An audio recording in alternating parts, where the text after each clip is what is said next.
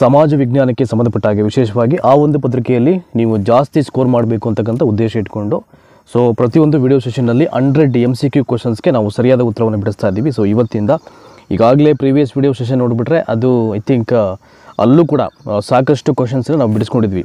So ಈಗ ನಾವಿಲ್ಲಿ high school ಲೆವೆಲಲ್ಲಿ ಯಾವ್ಯಾವ ಲೆಸನ್ಸ್ ಬರುತ್ತೆ ನಿಮಗೆ ಐ ಥಿಂಕ್ ನಾನು ಹೇಳ್ತಾ ಇದ್ದೆ ನಿಮಗೆ ಐ ಥಿಂಕ್ 6 to 10 ಅಥವಾ 5ನೇ ತರಗತಿಯಿಂದ ಹಿಡಿದು 10ನೇ ತರಗತಿವರೆಗೆ ನೀವು ಸ್ಟೇಟ್ ಬುಕ್ಸನ್ನ ರೆಫರ್ ಮಾಡಬೇಕಾಗುತ್ತೆ. ನೀವು ಅಂದರೆ ಯಾರು ಪೇಪರ್ 2ನ ಫೇಸ್ ಮಾಡ್ತಾರೋ ಸಮಾಜ ವಿಜ್ಞಾನ ಪತ್ರಿಕೆಯನ್ನು 60 ಅಂಕಗಳ ಒಂದು ಪತ್ರಿಕೆ ಅದು.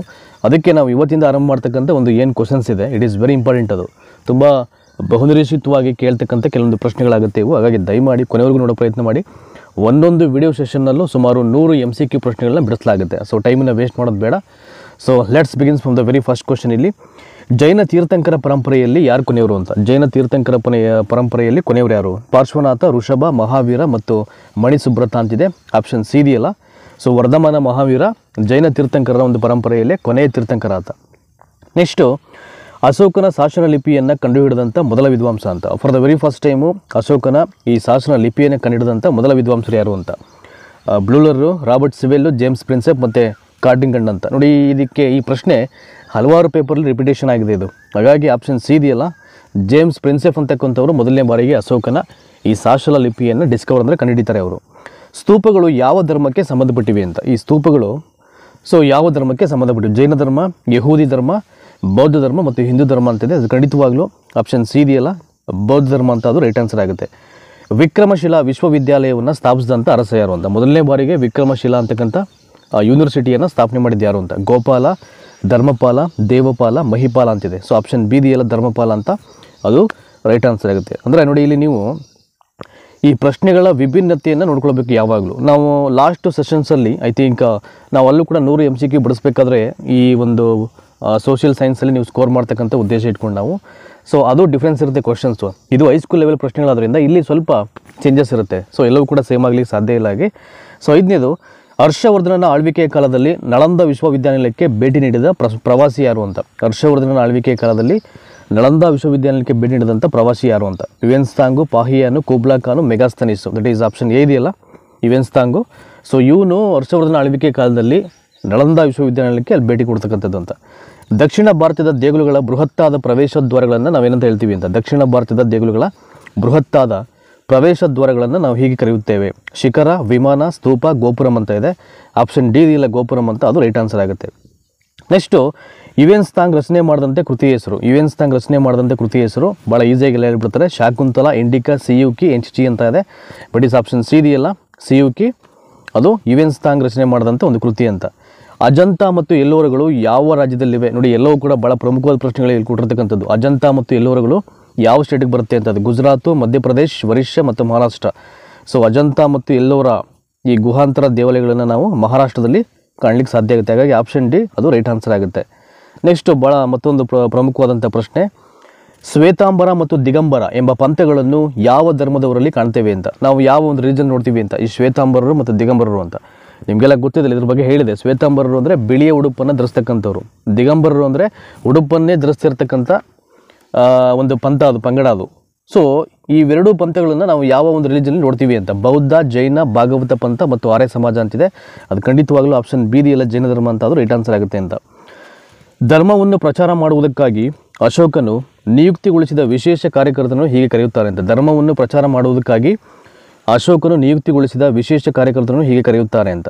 ಆಪ್ಷನ್ ಡಿ ಇದೆಯಲ್ಲ, ಧರ್ಮ ಮಹಾಮಾತರು ಅಂತ ಅದು ರೈಟ್ ಆನ್ಸರ್ ಆಗುತ್ತೆ. ಪ್ರಸಿದ್ಧನಾದ ಮೊದಲ ಸಂಸ್ಕೃತ ವೈಯಾಕರಣಿ ಯಾರು ಅಂತ. ಪ್ರಸಿದ್ಧನಾದ ಮೊದಲ ಸಂಸ್ಕೃತ ವೈಯಾಕರಣಿ ಯಾರು? ಪಾಣಿನಿ, ಕಾತ್ಯಾಯನ, ಪತಂಜಲಿ ಮತ್ತು ಕಾಳಿದಾಸ ಅಂತ. ಆಯ್ಕೆ ಎ ಇದೆಯಲ್ಲ, ಪಾಣಿನಿ ಅಂತ ಅದು ರೈಟ್ ಆನ್ಸರ್ ಆಗುತ್ತೆ. ಭಾರತದಲ್ಲಿ ಮೊದಲ ಚಾರಿತ್ರಿಕ ಕೃತಿಯನ್ನು ರಚನೆ ಮಾಡಿದಂಥ ವ್ಯಕ್ತಿ ಯಾರು ಅಂತ. ಭಾರತದಲ್ಲಿ ಮೊದಲ ಚಾರಿತ್ರಿಕ ಕೃತಿಯನ್ನು ರಚನೆ ಮಾಡಿದಂಥ ವ್ಯಕ್ತಿ ಬಾಣ, ಬಿಲ್ಹಣ, ಕಾಳಿದಾಸ ಮತ್ತು ಕಲ್ಹಣ ಅಂತ. ಆಪ್ಷನ್ ಡಿ ಇದೆಯಲ್ಲ, ಕಲ್ಹಣ ಅಂತ ಅದು ರೈಟ್ ಆನ್ಸರ್ ಆಗುತ್ತೆ. ಸೊ ನೆಕ್ಸ್ಟು 13ನೇ ಪ್ರಶ್ನೆ, ಮೌರ್ಯರು ಸುದರ್ಶನ ಸರೋವರವನ್ನು ಉತ್ಖನನ ಮಾಡಿದ ಸ್ಥಳ ಯಾವುದು ಅಂತ. ಮೌರ್ಯರು ಸುದರ್ಶನ ಸರೋವರವನ್ನು ಉತ್ಖನನ ಮಾಡಿದಂಥ ಸ್ಥಳ ಯಾವುದು? ದಟ್ ಈಸ್ ಮಾಳ್ವಾ, ಪಂಜಾಬ್, ಕಾತಿಯಾವಾರ್, ಮಹಾರಾಷ್ಟ್ರ ಅಂತ. ಆಪ್ಷನ್ ಸಿ ಇದೆಯಲ್ಲ, ಕಾತಿಯಾವಾರ್ ಅಂತ ಅದು ರೈಟ್ ಆನ್ಸರ್ ಆಗುತ್ತೆ. For the very first time ಮೌರ್ಯರು ಸುದರ್ಶನ ಸರೋವರವನ್ನು ಉತ್ಖನನ ಮಾಡೋದು ಎಲ್ಲಿ ಅಂದರೆ ಎಸ್ಕಾವೇಷನ್, ಇಂಥ ಒಂದು ಸರೋವರ ಇಂಥ ಪ್ಲೇಸಲ್ಲಿ ಇತ್ತು ಅಂತ ಮಾಡ್ತಕ್ಕಂಥ ಒಂದು ಕ್ರಿಯೆಯನ್ನು ಭೂ ಸಂಶೋಧನೆ ಅಥವಾ ಉತ್ಖನನ ಅಂತ ಹೇಳ್ತಾರೆ ಇತಿಹಾಸದಲ್ಲಿ. ಸೊ ಯಾವ ಪ್ಲೇಸಲ್ಲಿ ಮಾಡ್ತಾರೆ ಅಂದರೆ ಅದನ್ನು ಕಾತಿಯಾವರ ಅಂತಕ್ಕಂಥದ್ರಲ್ಲಿ. ಸೊ ನೆಕ್ಸ್ಟು ಶಿಲಾದಿತ್ಯ ಅಂತಕ್ಕಂಥ ಬಿರುದು ಯಾರಿಗಿತ್ತು ಅಂತ ನೋಡಿ. ನನ್ನ ಪ್ರತಿಯೊಂದು ಪ್ರಶ್ನೆಗಳು ನಾನು ಓದಬೇಕಾದ್ರೆ ಎಷ್ಟು ಇದು ಭಾಳ ಪ್ರಮುಖವಾದ ಪ್ರಶ್ನೆಗಳಾಗಿವೆ ಅಂತ ಅನಿಸ್ತದೆ ನಮಗೆ, ಆಯಿತಾ. ಶಿಲಾದಿತ್ಯ ಅಂತಕ್ಕಂಥ ಬಿರುದು ಯಾರಿಗಿತ್ತು? ಭಾಸ್ಕರ ವರ್ಮನ್, ಪ್ರಭಾಕರ ವರ್ಧನ್, ರಾಜ್ಯವರ್ಧನ ಮತ್ತು ಹರ್ಷವರ್ಧನ ಅಂತ. ಆಪ್ಷನ್ ಡಿ ಇದೆಯಲ್ಲ, ಹರ್ಷವರ್ಧನ, ಅದು ರೈಟ್ ಆನ್ಸರ್ ಆಗುತ್ತೆ. ಎಲ್ಲೋರದಲ್ಲಿರುವ ಪ್ರಸಿದ್ಧವಾದ ಕೈಲಾಸನಾಥ ದೇವಾಲಯವನ್ನು ನಿರ್ಮಾಣ ಮಾಡಿದಂಥ ಕೃತಿ ಯಾವುದು ಅಂತ. ಎಲ್ಲೋರದಲ್ಲಿರ್ತಕ್ಕಂಥ ಪ್ರಸಿದ್ಧವಾದ ಕೈಲಾಸನಾಥ ದೇವಾಲಯವನ್ನು ನಿರ್ಮಾಣ ಮಾಡಿದಂಥ ಕೃತಿ ಅಂತಿದೆ. ಆ್ಯಕ್ಚುಲಿ ಕೃತಿ ಅಲ್ಲ, ಇಲ್ಲಿ ನಿರ್ಮಾಣ ಮಾಡಿದಂಥ ದೊರೆ ಯಾರು ಅಥವಾ ಚಕ್ರವರ್ತಿ ಯಾರು ಅಂತ ಆಗಬೇಕಿತ್ತು. ದಂತಿದುರ್ಗ, ಅಮೋಘ ವರ್ಷ, ಕೃಷ್ಣ 1 ಅಂದರೆ 1ನೇ ಕೃಷ್ಣ ಮತ್ತು 3ನೇ ಗೋವಿಂದ ಅಂತ. ಆಪ್ಷನ್ ಸಿ ಇದೆಯಲ್ಲ, 1ನೇ ಕೃಷ್ಣ, ಅದು ರೈಟ್ ಆನ್ಸರ್ ಆಗುತ್ತೆ. ಈ 1ನೇ ಕೃಷ್ಣ ಎಲ್ಲೋರದಲ್ಲಿರ್ತಕ್ಕಂಥ ಪ್ರಸಿದ್ಧವಾದ ಕೈಲಾಸನಾಥ ದೇವಾಲಯವನ್ನು ಆತನೇ ನಿರ್ಮಾಣ ಮಾಡುವಂಥದ್ದು. ಯಾರ ಅನುಯಾಯಿಗಳನ್ನು ಶ್ರೀ ವೈಷ್ಣವರು ಅಂತ ಹೇಳ್ತಾರೆ ಅಂತ, ಯಾರ ಅನುಯಾಯಿಗಳನ್ನು ನಾವು ವೈಷ್ಣವರು ಅಂತ ಕರೀತಾರೆ? ರಾಮಾನುಜ, ನಾಥಮುನಿ, ಬಸವ ಮತ್ತು ಯಮುನಾಚಾರ್ಯ ಅಂತ. ಆಯ್ಕೆ ಇದೆಯಲ್ಲ ರಾಮಾನುಜ ಅಂತ, ಅದು ರೈಟ್ ಆನ್ಸರ್ ಆಗುತ್ತೆ. ದಯಮಾಡಿ 17ನೇ ಪ್ರಶ್ನೆಯನ್ನು ಓದಲಿಕ್ಕಿಂತ ಮುಂಚೆ and it is my very humble request ಯಾರ್, ನಮ್ಮ ಯೂಟ್ಯೂಬ್ ವಾಹಿನಿಯನ್ನು ಸಬ್ಸ್ಕ್ರೈಬ್ ಮಾಡ್ಕೊಳ್ಳಿ. ಡಿಸ್ಕ್ರಿಪ್ಷನ್ ಬಾಕ್ಸನ್ನು ಓಪನ್ ಮಾಡಿ TETಗೆ ಬೇಕಾದಂಥ ಎಲ್ಲ ವಿಡಿಯೋ ಲಿಂಕ್ಸು, ನಮ್ಮ ಟೆಲಿಗ್ರಾಮ್ ಚಾನಲ್ ಲಿಂಕು, ನನ್ನ ರೆಗ್ಯುಲರ್ ಚಾನಲ್ ಬಂದು ಟ್ರಾವೆಲ್ ಎಕ್ಸಾಮ್ಸ್ ವಿತ್ ರಘು ಅಂತಿದೆಯಲ್ಲ, ಆ ಒಂದು ಚಾನಲ್ ಲಿಂಕು ಎಲ್ಲವೂ ಲಭ್ಯ ಆಗುತ್ತೆ.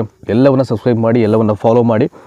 ಅಂದರೆ ಎಕ್ಸಾಮ್ಗೆ ಪೂರಕವಾಗಿ ನಮ್ಮ ಕಡೆಯಿಂದ ಏನೆಲ್ಲ ಮಾಡಲಿಕ್ಕೆ ಸಾಧ್ಯ ಎಲ್ಲ ಪ್ರಯತ್ನಗಳು ಆಗ್ತಾ ಇದೆ. ಸೊ ಆ ನಿಟ್ಟಲ್ಲಿ ವರ್ಕ್ ಮಾಡ್ತಾ ಇದ್ದೀವಿ. ಅದಕ್ಕೆಲ್ಲ ನಿಮ್ಮ ಬ್ಲೆಸ್ಸಿಂಗ್ಸು, ಕೋಆಪ್ರೇಷನ್ಸ್ ಬೇಕಾಗುತ್ತೆ. ಸೊ ಮ್ಯಾಕ್ಸಿಮಮ್ ಸಂಖ್ಯೆಯಲ್ಲಿ ನಿಮ್ಮೆಲ್ಲ ಸ್ನೇಹಿತರಿಗೂ ಪ್ರತಿಯೊಂದು ವಿಡಿಯೋ ಲಿಂಕ್ಸ್ ಮತ್ತು ಕೆಲವೊಂದು ವಿಡಿಯೋಗಳನ್ನು ಶೇರ್ ಮಾಡೋ ಪ್ರಯತ್ನ ಮಾಡಿ.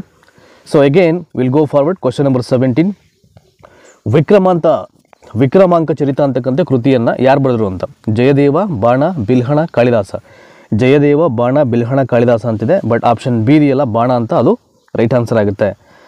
ಸೊ ನೆಕ್ಸ್ಟು 18ನೇ ಪ್ರಶ್ನೆ ಕಡೆ ಈಗ ಮುಖ ಮಾಡೋಣ. ಈಗ ಕ್ವಶನ್ ನಂಬರ್ 18 ನೋಡೋಣ ಏನಿದೆ ಅಂತ. ಇಲ್ಲಿ ಚೋಳರ ಆಡಳಿತದಲ್ಲಿ ಕಂಡುಬರುವ ವಿಶಿಷ್ಟಾಂಶ ಯಾವುದು ಅಂತ.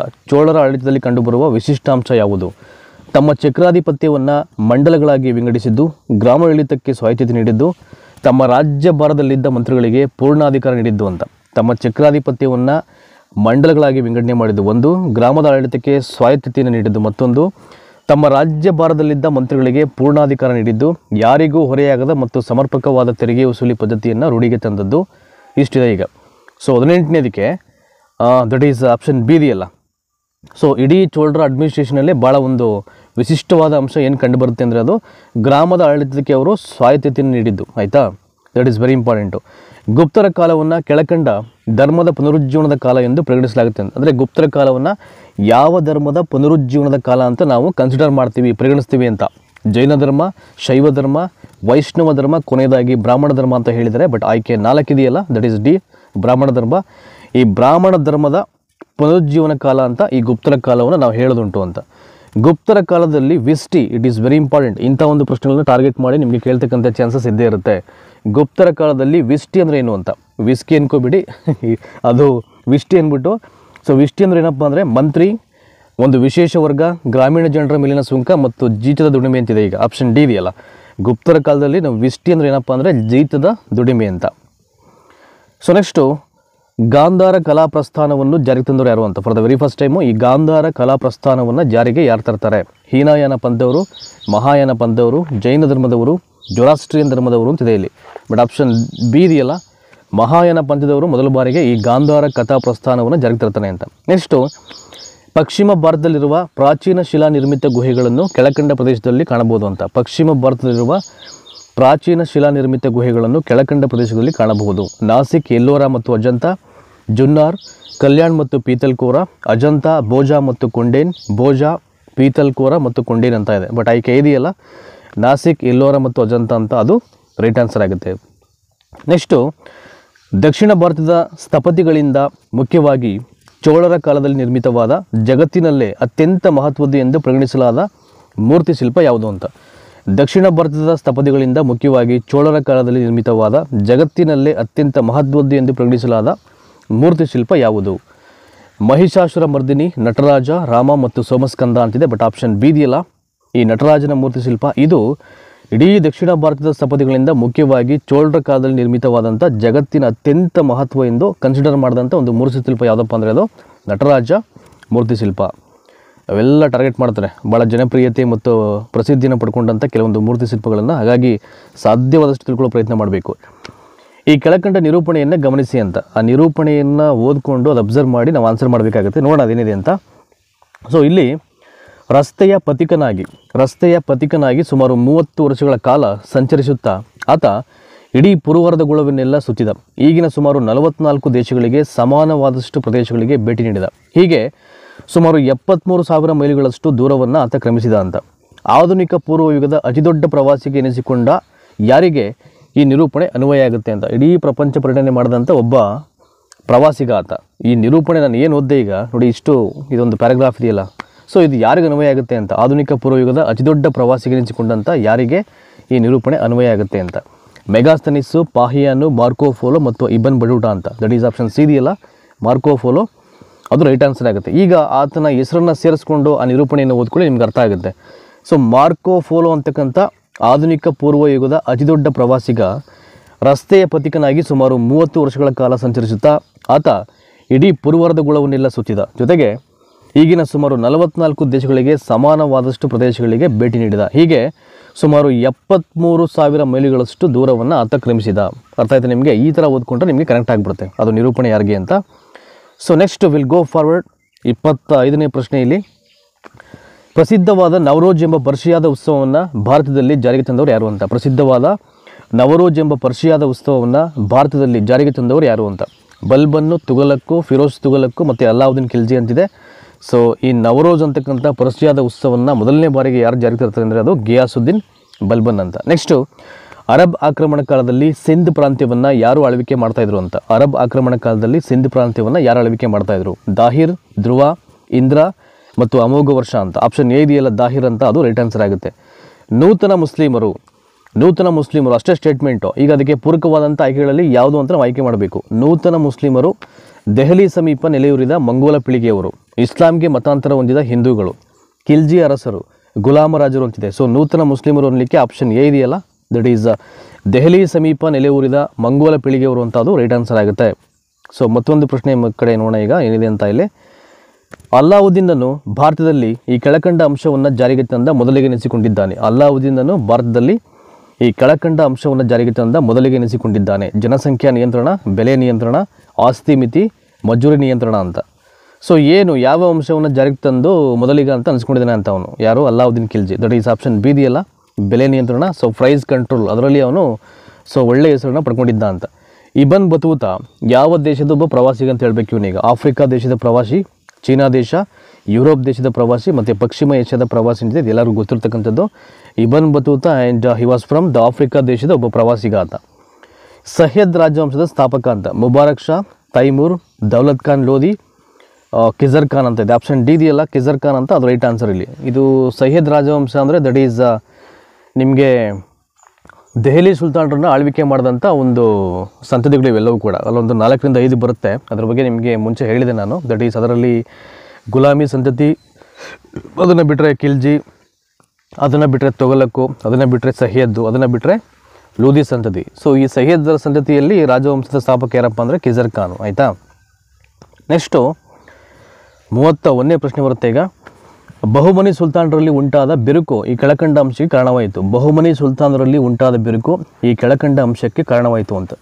5 ಪ್ರತ್ಯೇಕ ಸುಲ್ತಾನ್ ಅಧಿಪತಿಗಳ ನಿರ್ಮಾಣ, 4 ಪ್ರತ್ಯೇಕ ಸುಲ್ತಾನ್ ಅಧಿಪತಿಗಳ ನಿರ್ಮಾಣ, 6 ಪ್ರತ್ಯೇಕ ಸುಲ್ತಾನ್ ಅಧಿಪತಿಗಳ ನಿರ್ಮಾಣ, 3 ಪ್ರತ್ಯೇಕ ಸುಲ್ತಾನನ ಅಧಿಪತ್ಯಗಳ ನಿರ್ಮಾಣ ಅಂತಿದೆ ಇಲ್ಲಿ. ಸೊ ಬಹುಮನಿ ಸುಲ್ತಾನರಲ್ಲಿ ಉಂಟಾದ ಬಿರುಕು ಯಾವುದಕ್ಕೆ, ಯಾವ ಒಂದು ಅಂಶಕ್ಕೆ ರೀಸನ್ ಆಯಿತು ಅಂದರೆ ಆಪ್ಷನ್ ಎ ಇದೆಯಲ್ಲ, 5 ಪ್ರತ್ಯೇಕ ಸುಲ್ತಾನ್ ಅಧಿಪತಿಗಳ ನಿರ್ಮಾಣ ಅಂತ, ಅದು ರೈಟ್ ಆನ್ಸರ್ ಆಗುತ್ತೆ.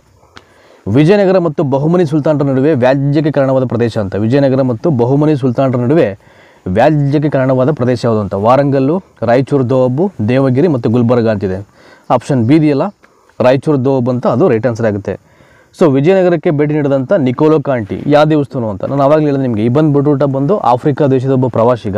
ಅದೇ ಥರ ವಿಜಯನಗರದ ಆಳ್ವಿಕೆ ಕಾಲದಲ್ಲಿ ಒಬ್ಬ ವಿದೇಶಿ ಪ್ರವಾಸಿಗ ಅಲ್ಲಿ ಭೇಟಿ ಕೊಡ್ತಾನೆ. ಸೊ ನಿಕೋಲೋ ಕಾಂಟಿ ಅಂದ್ಬಿಟ್ಟು ಅವನು ಯಾವ ದೇಶದ ಪ್ರವಾಸಿಗ ಅಂತ ನಾವಿಲ್ಲಿ ಆಯ್ಕೆ ಮಾಡಬೇಕು. ಸೊ ಪರ್ಷಿಯನ್ನು, ಇಟಾಲಿಯನ್ನು, ಗ್ರೀಕು ಮತ್ತು ಬರ್ಮಾ ದೇಶದ ಪ್ರವಾಸಿ ಅಂತಿದೆ. ಸೊ ಇಬನ್ ಬತೂತಾ ಅಂತ, ನಿಕೋಲೋ ಕಾಂಟಿ ಅಂತಕ್ಕಂಥವನು ದಟ್ ಈಸ್ ಇಟಾಲಿಯನ್ ಪ್ರವಾಸಿ ಆತ. ಕನ್ಫ್ಯೂಸ್ ಆಗಿಬಿಡಿ. Ibn Battuta and was from Africa and Niccolo Conti was from that is Italian ಪ್ರವಾಸಿಗ ಆತ. ನೆಕ್ಸ್ಟು ಜಿಯಾವುದ್ದೀನ್ ಬರಾನಿ ಎಂಬ ಚರಿತ್ರಕಾರ ಅಕ್ಬರನ ಸಮಕಾಲೀನ, ಶೇರ್ ಶಾನ ಸಮಕಾಲೀನ, ಮಹಮ್ಮದ್ ಬಿನ್ ತುಘಲಕ್ನ ಸಮಕಾಲೀನ, ಅಲ್ಲಾವುದ್ದೀನ್ ಖಿಲ್ಜಿಯ ಸಮಕಾಲೀನ ಅಂತಿದೆ ಇಲ್ಲಿ. ಅಕ್ಬರ್ನ ಸಮಕಾಲೀನ, ಶೇರ್ ಶಾನ ಸಮಕಾಲೀನ, ಮೊಹಮ್ಮದ್ ಬಿನ್ ತುಘಲಕ್ನ ಸಮಕಾಲೀನ, ಅಲ್ಲಾವುದ್ದೀನ್ ಖಿಲ್ಜಿಯ ಸಮಕಾಲೀನ ಅಂತಿದೆ ಇಲ್ಲಿ. ಆಪ್ಷನ್ ಸಿ ಇದೆಯಲ್ಲ, ಮಹಮ್ಮದ್ ಬಿನ್ ತುಘಲಕ್ನ ಸಮಕಾಲೀನ ಅಂತ, ಅದು ರೈಟ್ ಆನ್ಸರ್ ಆಗುತ್ತೆ. ನೆಕ್ಸ್ಟು ಖಜುರಾಹೋ ದೇವಾಲಯಗಳನ್ನು ನಿರ್ಮಾಣ ಮಾಡಿದ್ರು ಅಂತ. ಖಜುರಾಹೋ ದೇವಾಲಯ ನಿರ್ಮಾಣ ಮಾಡಿದ್ರು ಅಂತ ಪಾಲ ಅರಸರು, ಸೇನರು, ಪ್ರತೀಕಾರರು, ಚಂದೇಳರು ಅಂತ. ಸೊ ಖಜುರಾಹೋ ದೇವಾಲಯ ನಿರ್ಮಾಣ ಮಾಡಿದ್ರು ಯಾರಪ್ಪ ಅಂದರೆ ಆಪ್ಷನ್ ಡಿ ಇದೆಯಲ್ಲ, ಚಂದೇಳರು ಅಂತ, ಅದು ರೈಟ್ ಆನ್ಸರ್ ಆಗುತ್ತೆ. ನೆಕ್ಸ್ಟ್ 36ನೇದು, ಈ ಕೆಳಗಿನ ಯಾರ ಕಾಲದಲ್ಲಿ ಸಿಂಧೂ ನದಿ ದಂಡೆಯ ಮೇಲೆ ಮಂಗೋಲರು ಪ್ರಥಮ ಬಾರಿಗೆ ಕಾಣಿಸ್ಕೊಂಡ್ರು ಅಂತ. ಈ ಕೆಳಗಿನ ಯಾರ ಕಾಲದಲ್ಲಿ ಸಿಂಧೂ ನದಿ ದಂಡೆಯ ಮೇಲೆ ಮಂಗೋಲರು ಪ್ರಥಮ ಬಾರಿಗೆ ಕಾಣಿಸಿಕೊಂಡರು? That is Qutubuddin Aibak, Iltutmish and Razia Sultana ಮತ್ತು ಗಿಯಾಸುದ್ದೀನ್ ಬಲ್ಬನ್ ಅಂತ ಇದೆ. ಸೊ ಸಿಂಧೂ ನದಿ ದಂಡೆಯ ಮೇಲೆ ಮಂಗೋಲರು ಪ್ರಥಮ ಬಾರಿಗೆ ಕಾಣಿಸ್ಕೊಂಡ್ರು ಅಂತ. ಸೊ ಯಾರ ಕಾಲದಲ್ಲಿ ಅಂತ ಆಪ್ಷನ್ ಬಿ ಇದೆಯಲ್ಲ, ದಟ್ ಈಸ್ ಇಲ್ತಮಸ್ ಕಾಲದಲ್ಲಿ ಅವರು ಇಲ್ಲಿ ಪ್ರಥಮ ಬಾರಿಗೆ ಸಿಂಧೂ ನದಿ ದಂಡೆಯ ಮೇಲೆ ಮಂಗೋಲರು ಇಲ್ಲಿ ಕಾಣಿಸ್ಕೊಂಡ್ರು ಅಂತ. ನೆಕ್ಸ್ಟು ಮಹಮ್ಮದ್ ಬಿನ್ ತುಘಲಕ್ ಈ ಕೆಳಕಂಡ ಯಾವ ಒಂದು ವಿಷಯದಲ್ಲಿ ಪರಿಣಿತನಾಗಿದ್ದ ಅಂತ. ಅವನು ಕಲೆ, ಸಂಗೀತ, ಅಲಂಕಾರದ ಅಕ್ಷರ ಬರಹ ಅಂದರೆ ಕಾಲಿಗ್ರಫಿ ಅಂತ ಇರೋದನ್ನು, ಇನ್ನೊಂದು ತತ್ವಶಾಸ್ತ್ರ ಅಂತ. ಪರವಾಗಿಲ್ಲ, ಮಹಮ್ಮದ್ ಬಿನ್ ತುಘಲಕ್ನ ತಲೆಕೆಟ್ಟವನು ಅಂತ ಕರೀತಾರೆ. ಅವನು ರಾಜಧಾನಿಯನ್ನು ಮನ್ಸಿಗೆ ಬಂದಾಗೆ ವರ್ಗಾವಣೆ ಮಾಡ್ತಿರ್ತಾನೆ. ಆದರೂ ಸಮಯ ಎಲ್ಲೋ ಒಂದು ಕಡೆ ಅವನು ಈ ಕಾಲಿಗ್ರಫಿಯ ಬಗ್ಗೆ ಒಂದಷ್ಟು ಜ್ಞಾನ ಇತ್ತು ಅಂದರೆ ಒಂಚೂರು ಅಪ್ರಿಷಿಯೇಟ್ ಮಾಡೋಣ, ತೊಂದರೆ ಇಲ್ಲ. ಸೊ ಅಲಂಕಾರದ ಅಕ್ಷರ ಬರಹ, ಕಾಲಿಗ್ರಫಿ ಅಂತ ಇದನ್ನು. ಸೊ ಮಹಮ್ಮದ್ ಬಿನ್ ತುಘಲಕ್ ಈ ಒಂದು ಸಬ್ಜೆಕ್ಟಲ್ಲಿ, ಈ ಒಂದು ವಿಷಯದಲ್ಲಿ ಅವನು ಸ್ವಲ್ಪ ಪರಿಣಿತನಾಗಿದ್ದ ಅಂತ, ಅಲಂಕಾರದ ಅಕ್ಷರ ಬರಹ. ಸೊ ನೆಕ್ಸ್ಟು 38ನೇ ಪ್ರಶ್ನೆ, 1739ರಲ್ಲಿ ಪರ್ಷಿಯನ್ನರು ಭಾರತದಿಂದ ಅಪಹರಿಸಿಕೊಂಡು ಹೋದಂಥ ಪ್ರಸಿದ್ಧವಾದ ಸುವರ್ಣ ಸಿಂಹಾಸನದ ಹೆಸರೇನು ಅಂತ. 1739ರಲ್ಲಿ ಪರ್ಷಿಯನ್ನರು ಭಾರತದಿಂದ ಅಪಹರಿಸಿಕೊಂಡು ಹೋದ ಪ್ರಸಿದ್ಧವಾದ ಸುವರ್ಣ ಸಿಂಹಾಸನದ ಹೆಸರೇನು? ಸಿಂಹ ಸಿಂಹಾಸನ, ಮಯೂರ ಸಿಂಹಾಸನ, ವ್ಯಾಘ್ರ ಸಿಂಹಾಸನ, ಗಜ ಸಿಂಹಾಸನ ಅಂತ. ಆಪ್ಷನ್ ಬಿ ಇದೆಯಲ್ಲ, ಮಯೂರ ಸಿಂಹಾಸನ, ಅದು ರೈಟ್ ಆನ್ಸರ್ ಆಗುತ್ತೆ. ದೆಹಲಿ ಸಿಂಹಾಸನದ ಮೇಲೆ ಕುಳಿತ ಮೊಟ್ಟ ಮೊದಲ ಹಾಗೂ ಏಕೈಕ ಮುಸ್ಲಿಂ ಮಹಿಳೆ ಯಾರು ಅಂತ. ಭಾಳ ಈಸಿಯಾಗಿ ಹೇಳ್ಬೋದು, ರಜಿಯಾ ಸುಲ್ತಾನ. ನೂರ್ ಜಹಾನು, ಮಮ್ತಾಜು, ಗುಬ್ಲದ್ದನ್ ಬೇಗಮ್ ಇವ್ರು ಯಾರೂ ಬರಲ್ಲ. ರಜಿಯಾ ಸುಲ್ತಾನ ಬಂದರು ಆ್ಯಂಡ್ ಶಿ ಈಸ್ ಇಲ್ತಮಸ್ನ ಮಗಳು ಆಕೆ, ಆಯಿತಾ. ದೆಹಲಿ ಸುಲ್ತಾನರ ಆಳ್ವಿಕೆ ಕಾಲದಲ್ಲಿ ನಾವು ನೋಡ್ತಕ್ಕಂಥ ಒಬ್ಬ ಮುಸ್ಲಿಂ ಮಹಿಳೆಯವಳು, ಅಂದರೆ ಗುಲಾಮಿ ಸಂತಿಯಲ್ಲಿ ಬರ್ತಕ್ಕಂಥ ಮಹಿಳೆಯವಳು ರಜಿಯಾ ಬೇಗಮ್ಮು. ಕೃಷ್ಣದೇವರಾಯನು ಯಾವ ರಾಜವಂಶಕ್ಕೆ ಸೇರಿದವನು ಅಂತ. ಭಾಳ ಈಸಿಯಾಗಿ ಹೇಳ್ಬೋದು, ಸಂಗಮ, ಸಾಳವ, ತುಳುವ, ಅರವೀಡು. ಬಟ್ ಸಾಳವ ವಂಶಕ್ಕೆ ಸೇರಿದವನು Srikrishna Devaraya. So next that is Tuluva ವಂಶ, ನಾನೇ ತಪ್ಪಾಗಿಬಿಡಿ ಇಲ್ಲಿ. ತುಳುವ ವಂಶಕ್ಕೆ ಸೇರಿದವರು ಶ್ರೀಕೃಷ್ಣ ದೇವರಾಯ. ಅವರು ಅಮುಕ್ತ ಮೌಲ್ಯ ಅಂತಕ್ಕಂಥ ಕೃತಿಯನ್ನು ಕೂಡ ಬರೀತಾರೆ. ನೆಕ್ಸ್ಟು ಮಲ್ಲಿಕಾಫರನು ಯಾರ ಸೇನೆಯ ದಂಡನಾಯಕನಾಗಿದ್ದ ಅಂತ. ಜಲಾಲುದ್ದೀನ್ ಖಿಲ್ಜಿ, ಅಲ್ಲಾವುದ್ದೀನ್ ಖಿಲ್ಜಿ, ಮುಬಾರಕ್ಕು, ಖುಸ್ರೋ ಅಂತ. ಸೊ ಮಲ್ಲಿಕಾಫರ್ ಬಂದು ಅಲ್ಲಾವುದ್ದೀನ್ ಖಿಲ್ಜಿಯ ಅದು ಸೇನೆಯ ದಂಡನಾಯಕನಾಗಿರ್ತಾನೆ. ನೆಕ್ಸ್ಟು ತೈಮೂರನು ಈ ಕೆಳಕಂಡ ಜನಾಂಗಿಕ ಗುಂಪಿಗೆ ಸೇರಿದವನು ಅಂತ. ತೈಮೂರನು ಈ ಕೆಳಕಂಡ ಜನಾಂಗಿಕ ಗುಂಪಿಗೆ ಸೇರಿದವನು. ಸಿಥಿಯನ್ನರು, ಹೂಣರು, ಯೂಚಿಗಳು, ಶಕರು ಅಂತಿದೆ. ಸೊ ಆಪ್ಷನ್ ಸಿ ಇದೆಯಲ್ಲ, ಯೂಚಿಗಳು, ಅದು ರೈಟ್ ಆನ್ಸರ್ ಆಗುತ್ತೆ. ದೆಹಲಿಯ 8 ಮಂದಿ ಸುಲ್ತಾನರ ಆಳ್ವಿಕೆಯನ್ನು ಕಂಡಿದ್ದ ವ್ಯಕ್ತಿ ಯಾರು ಅಂತ. ದೆಹಲಿಯ 8 ಮಂದಿ ಸುಲ್ತಾನರ ಆಳ್ವಿಕೆಯನ್ನು ಕಂಡಿದ್ದ ವ್ಯಕ್ತಿ ಯಾರು? ಜಿಯಾವುದ್ದೀನ್ ಬರೋನಿ, ಶಮ್ಸಿ ಸಿರೋಜ್ ಹಫೀಜ್, ಮಿನೇಜ್ ಉ ಸಿರಾಜ್, ಅಮೀರ್ ಖುಸ್ರೋ ಅಂತ ಇದೆ. ಆಪ್ಷನ್ ಡಿ ಇದೆಯಲ್ಲ, ಅಮೀರ್ ಖುಸ್ರೋ, ಅದು ರೈಟ್ ಆನ್ಸರ್ ಆಗುತ್ತೆ.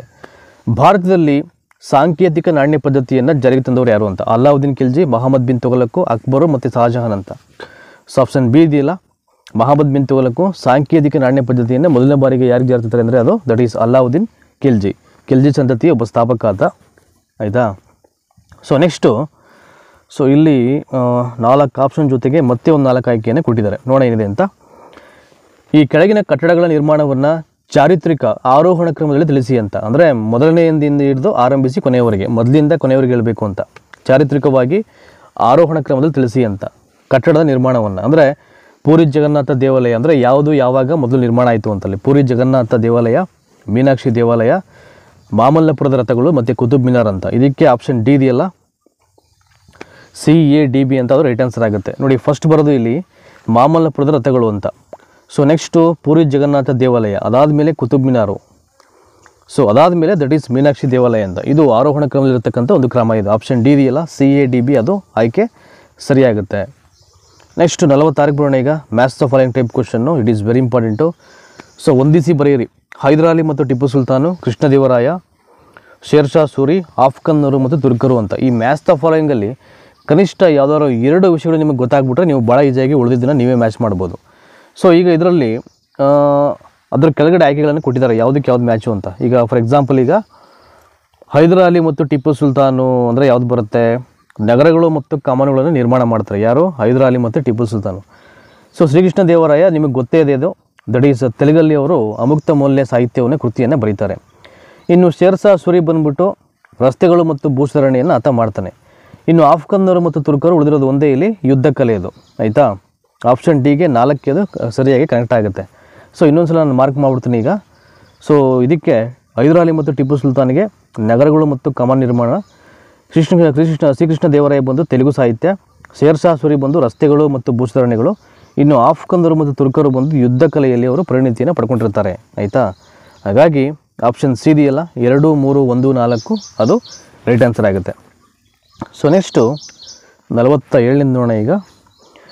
ಈ ಕೆಳಗಿನ ವಿಷಯವನ್ನು ಚಾರಿತ್ರಿಕ ಆರೋಹಣ ಕ್ರಮದಲ್ಲಿ ತಿಳಿಸಿ ಅಂತ. ಯಾವುದು ಮೊದಲು ಯಾವುದು ನಂತರ ಅಂತ. ಸೇಮು ನಾವು ಏನು ಈಗ ಅವಾಗಲೇ ಮ್ಯಾಚ್ ದ ಫಾಲೋಯಿಂಗ್ ನೋಡಿದ್ವಿ, ಅದೇ ಥರದ್ದು ಈಗ.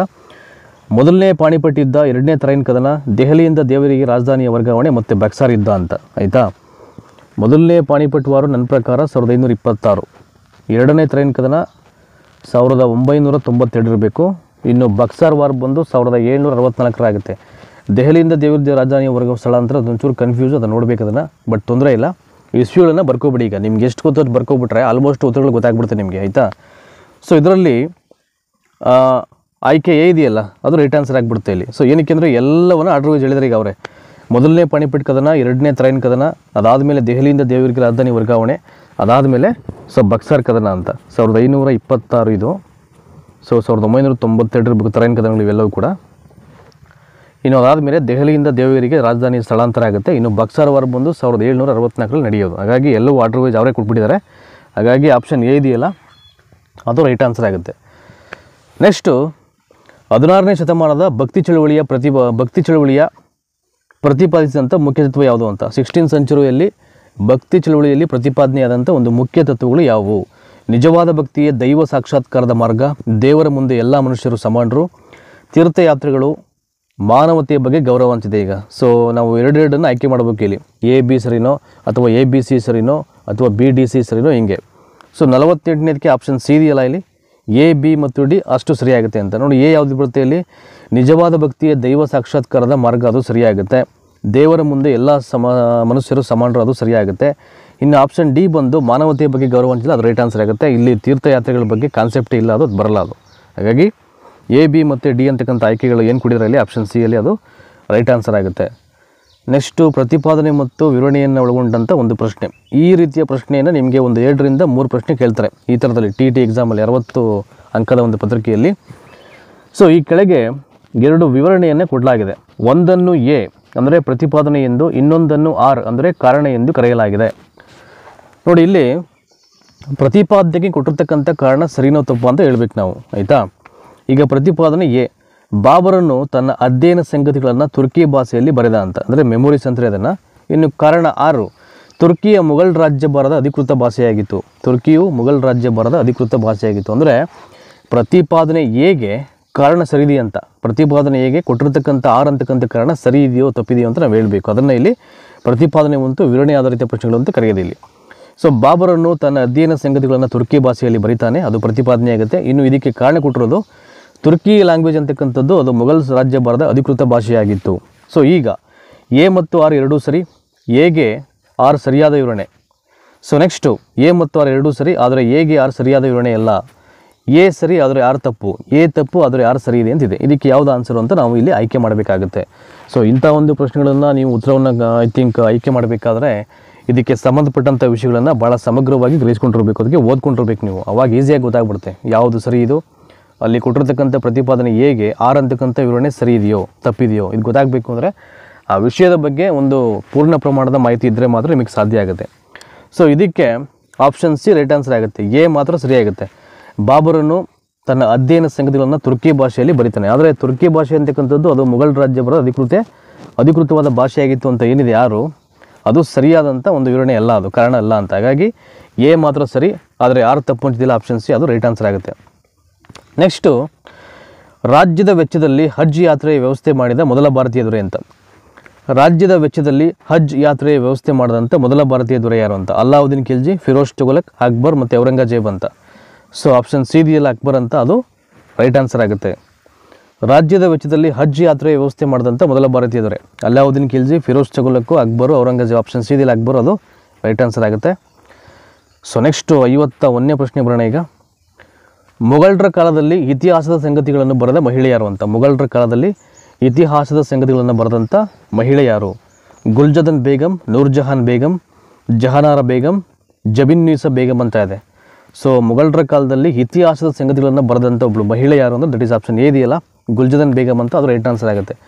ನೋಡಿ, ದೆಹಲಿ ಸುಲ್ತಾನ ಸಿಂಹಾಸನವನ್ನು ಏರಿದಂಥ ಮೊದಲ ಮಹಿಳೆ ಯಾರು ಅಂದರೆ ರಜಿಯಾ ಸುಲ್ತಾನ, ಅದು ದೆಹಲಿ ಸುಲ್ತಾನರಲ್ಲಿ. ಇಲ್ಲಿ ಮೊಘಲರ ಕಾಲದಲ್ಲಿ ಇತಿಹಾಸ ಸಂಗತಿಗಳನ್ನು ಬರೆದಂಥ ಮೊದಲನೇ ಮಹಿಳೆ ಯಾರಪ್ಪ ಅಂದರೆ ಗುಲ್ಜದನ್ ಬೇಗಂ ಅಂತ. ಕನ್ಫ್ಯೂಸ್ ಆಗಬೇಡಿ, ಇವೆಲ್ಲ ಕೇಳ್ಬೋದು ನಿಮಗೆ, ವೆರಿ ಇಂಪಾರ್ಟೆಂಟ್ ಕ್ವಶನ್ಸು ಅವೆಲ್ಲವೂ ಕೂಡ.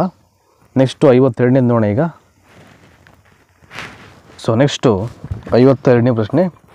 ಅಕ್ಬರನು ಜಾರಿಗೆ ತಂದ ಮನ್ಸಬ್ದಾರಿ ಪದ್ಧತಿಯು ಮೂಲತಃ ಈ ಕೆಳಕಂಡ ದೇಶದಲ್ಲಿ ಅನುಸರಿಸುತ್ತಿದ್ದ ಪದ್ಧತಿಯ ಎರವಲಾಗಿದೆ ಅಂತ. ಅಕ್ಬರನು ಜಾರಿಗೆ ತಂದ ಮನ್ಸಬ್ದಾರಿಯ ಪದ್ಧತಿಯು ಮೂಲತಃ ಈ ಕೆಳಕಂಡ ದೇಶದಲ್ಲಿ ಅನುಸರಿಸುತ್ತಿದ್ದ ಪದ್ಧತಿಯ ಎರವಲಾಗಿದೆ. ಅಫ್ಘಾನಿಸ್ತಾನ್, ಟರ್ಕಿ, ಮಂಗೋಲಿಯಾ, ಪರ್ಷಿಯಾ ಅಂತ. ಬಟ್ ಆಪ್ಷನ್ ಸಿ ಇದೆಯಲ್ಲ, ಮಂಗೋಲಿಯಾ ಅಂತ, ಅದು ರೈಟ್ ಆನ್ಸರ್ ಆಗುತ್ತೆ. ಶೇರ್ ಶಾ ಯಾವ ರಾಜವಂಶಕ್ಕೆ ಸೇರಿದವನು ಅಂತ. ಸೂರ್ ರಾಜವಂಶ, ಗುಲಾಮಿ ರಾಜವಂಶ, ಲೋಧಿ ರಾಜವಂಶ, ಸಹೀದ್ ರಾಜವಂಶ ಅಂತ. ಸೊ ಶೇರ್ ಶಾ ಅಂತಕ್ಕಂಥವನು ಇಲ್ಲಿ ಸೂರ್ ರಾಜವಂಶಕ್ಕೆ ಸೇರಿದಂಥ ಒಬ್ಬ ದೊರೆಯಾದ. ಭಾರತದ ಯಾವ ಅರಸನಿಗೆ ಅಲಂಗೀರ್ ಅಂತಕ್ಕಂಥ ಬಿರುದಿತ್ತು ಅಂತ. It is very important. Alamgir ಅಂತಕ್ಕಂಥ ಬಿರುದನ್ನು ಹೊಂದಿದ್ದಂಥ ಒಬ್ಬ ಭಾರತದ ಅರಸ ಯಾರು ಅಂತ. ಅಕ್ಬರು, ಶೇರ್ ಶಾ ಸೂರಿ, ಔರಂಗಜೇಬು, ಹುಮಾಯೂನ್ ಅಂತ. ಆಪ್ಷನ್ ಸಿ ಇದೆಯಲ್ಲ, ಔರಂಗಜೇಬು, ಅದು ರೈಟ್ ಆನ್ಸರ್ ಆಗುತ್ತೆ. ಈ ಔರಂಗಜೇಬ್ಗೆ ಅಲಂಗೀರ್ ಅಂತಕ್ಕಂಥ ಬಿರುದನ್ನು ಕೊಟ್ಟಿದ್ರು ಅಂತ. ಸೊ ಭಾರತದಲ್ಲಿ ಗೆರಿಲ್ಲಾ ಮಾದರಿ ಯುದ್ಧವನ್ನು ಆರಂಭ ಮಾಡಿದಂಥ ಮೊದಲನೇ ವ್ಯಕ್ತಿ ಯಾರು ಅಂತ. ಖಂಡಿತವಾಗ್ಲೂ ಶಿವಾಜಿ ಅಂತ. ಸೊ ಮರಾಠರಲ್ಲೇ ಪ್ರಸಿದ್ಧವಾದ ದೊರೆಯಾತ ಶಿವಾಜಿ ಅಂದರೆ. ಸೊ ಮೊದಲ ಬಾರಿಗೆ ಗೆರಿಲ್ಲಾ ಮಾದರಿ ಯುದ್ಧವನ್ನು ಆರಂಭ ಮಾಡಿದಂಥ ಮೊದಲ ವ್ಯಕ್ತಿ ಯಾರಪ್ಪ ಅಂದರೆ ಅದು ಛತ್ರಪತಿ ಶಿವಾಜಿ.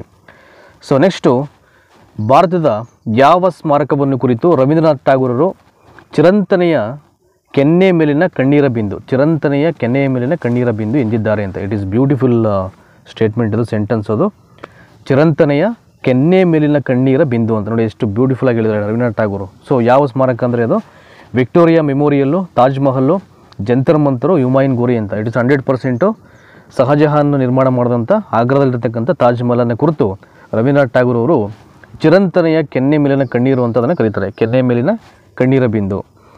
ಸೊ ಫರೀದ್ ಖಾನ್ ಎಂಬುದು ಈ ಕೆಳಗಿನವುಗಳಲ್ಲಿ ಯಾರ ಮೊದಲ ಹೆಸರು ಅಂತ. ಫರೀದ್ ಖಾನ್ ಎಂಬುದು ಈ ಕೆಳಗಿನವುಗಳಲ್ಲಿ ಯಾರ ಮೊದಲ ಹೆಸರು. ಶೇರ್ ಶಾ ಸೂರಿ, ಟಿಪ್ಪು ಸುಲ್ತಾನು, ಹೈದರ್ ಅಲಿ, ಶಿವಾಜಿ.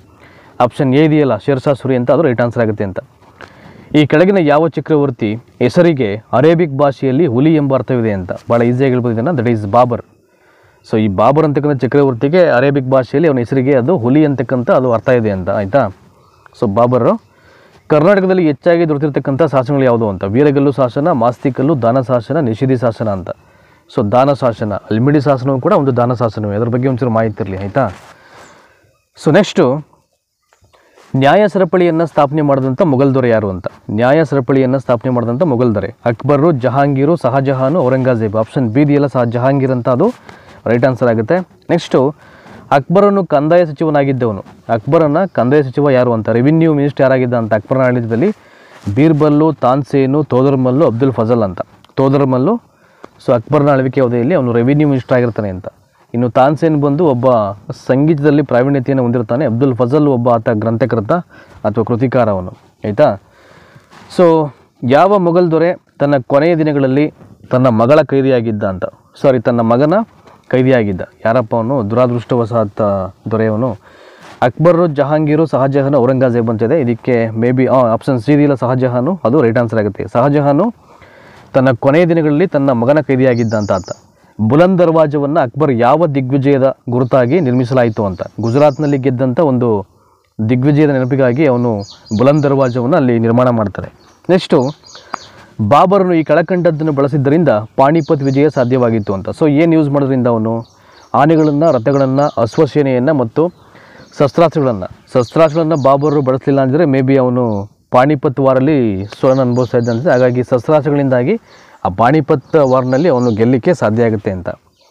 ಸೊ ಮತ್ತೊಂದು ಪ್ರಶ್ನೆ ನೋಡೋಣ ಈಗ, 65ನೇ ಪ್ರಶ್ನೆ. And here we go.